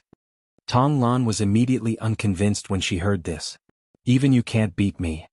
But I have 10,000 ways to kill you." Rinpoche spread his hands. "That stick." Tong Lan looked disdainful. Even though the thing that shot out from that stick was very fast, she believed that she could still dodge it. "There are 10,000 people in Great Xia who had the same idea as you. Now their bones have turned into ashes." Rinpoche's words immediately reminded everyone of some rumors. However, the Aboriginals only valued strength and would subconsciously belittle or even ignore such things. In particular, Rinpoche's weak strength always made people feel that he was very harmless. It made people forget that he was also a killer and had killed countless people. In addition, he was unscrupulous just now. He injured a person and even threw him out. Even though they still looked down on Rinpoche's strength, they didn't dare to be as unscrupulous as before. First of all, you have to understand your own status. You are useless and this is undeniable. Right now you have two choices. First, stay here obediently and try your best to not be so useless. Second, go back and tell your elders that you are useless and are beyond redemption. Naturally, you don't need to come here anymore. Just like that idiot just now, you can go back and tell your elders that you are useless and can no longer be saved. Then you will be kept as pets at home. Rinpoche mentioned pets 3 times in a row, which deeply hurt everyone's heart. Those who want to leave can scram now, Rinpoche said again. However, this time no one was impulsive. Even Tong Lan curled her lips. Rinpoche nodded slightly. The Aboriginals weren't so bad-tempered. At least they knew what was good and bad and could still listen to advice. This was considered a good sign. First, I want to tell you what I can teach you. What I can teach you isn't much, but it isn't little either. The most important thing is what exactly strength is. Even though everyone was still furious, they could finally listen to him quietly, unless they were like the person who was thrown out just now. Tonglan, how much strength do you have? Rinpoche casually asked. About 3,000 kilograms. Tonglan mumbled. Rinpoche cursed in his heart. A 10-year-old girl could have 4,000 kilograms of strength. The Aboriginals were indeed abnormal. He wasn't the only one who felt that it was abnormal. The others immediately turned to look as well. One had to know that even though the Aboriginals were strong, four-way heaven experts only had 500 to 2,000 kilograms of strength. Kismet heaven experts generally had 2,000 to 4,000 kilograms of strength. Except for some gifted people like Xiong Pai, most of the others were like this. Great Xia practitioners were much weaker in terms of strength. They only had a little more than 1,000 kilograms of strength, while Earthwheel experts couldn't exceed 2,500 kilograms. As a result, the strength of the Aboriginals far exceeded that of the great Xia practitioners of the same level. Tong Lan was only 11 years old a few days ago, but she actually had the strength of 2,000 kilograms. This young lady from the Tong family could really be considered a genius. This made many people jealous. Why wasn't they the one with such talent?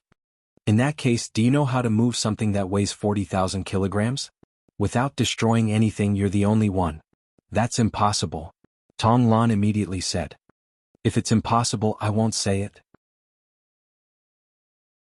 In that case, let me ask you another question.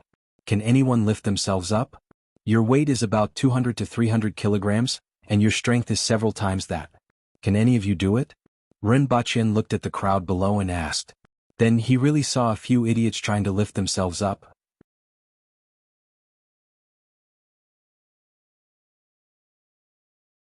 Chapter 301.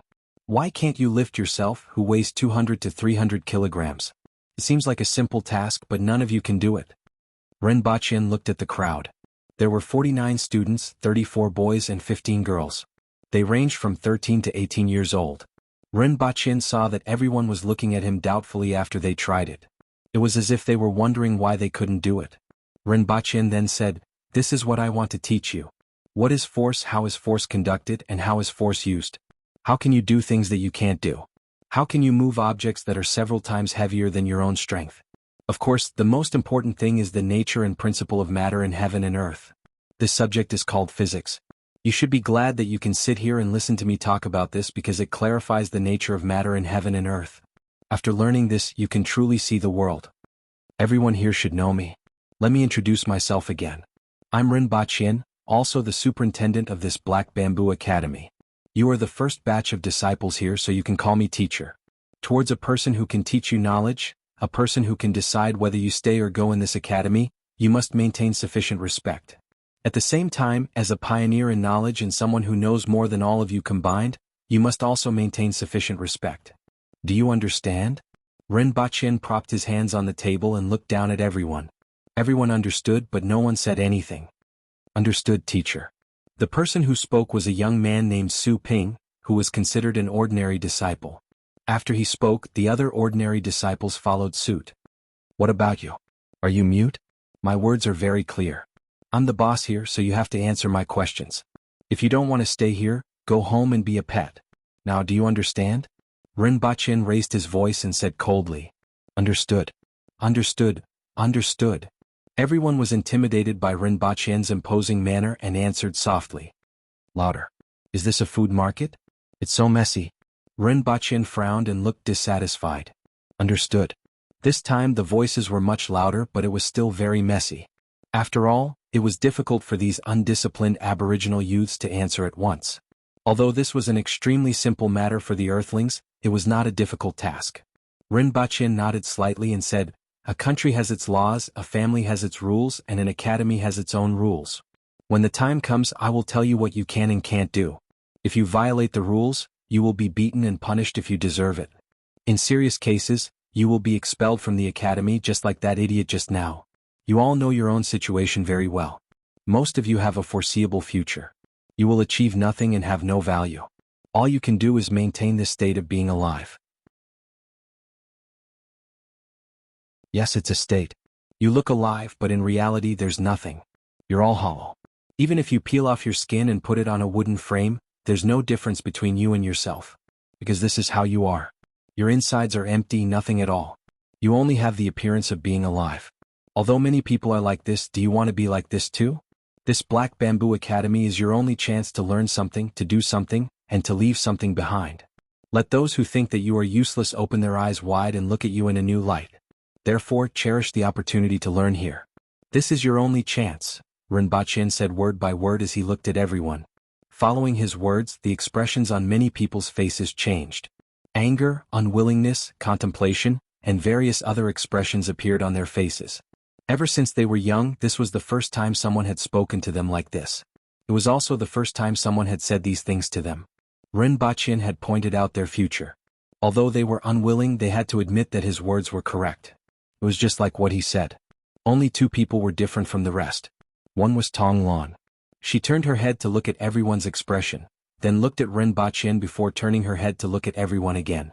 It was as if the expressions on everyone's faces were very interesting to her. The other was sure gone. His eyes were dull, and it was obvious that he was daydreaming. Rinpoche waited for everyone to digest what he had said before continuing. Every day, school starts at 7 a.m. and ends at 2:45 p.m. Lateness is strictly prohibited.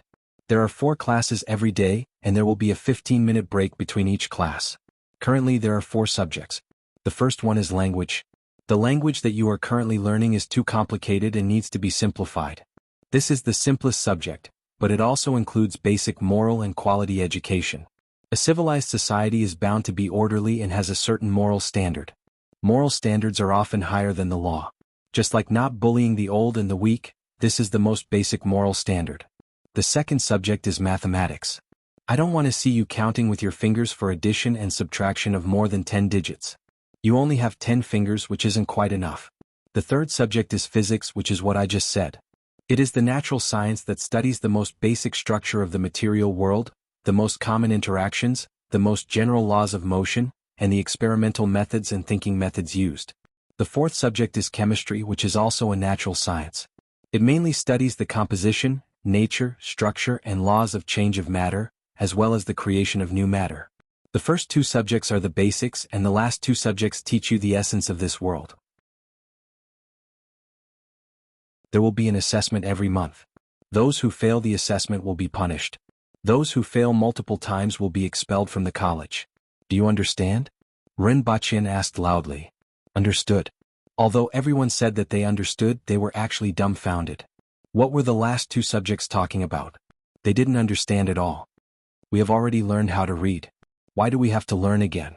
Tong Lan raised her head and asked. In the future you have to raise your hand to ask questions. You can only ask questions with my permission, Rinpoche said in a deep voice. Then he explained, you have learned the language of Great Xia, which is too complicated, difficult to write, and not easy to spread. What I am teaching you is different from Great Xia's, and it is more suitable for promotion.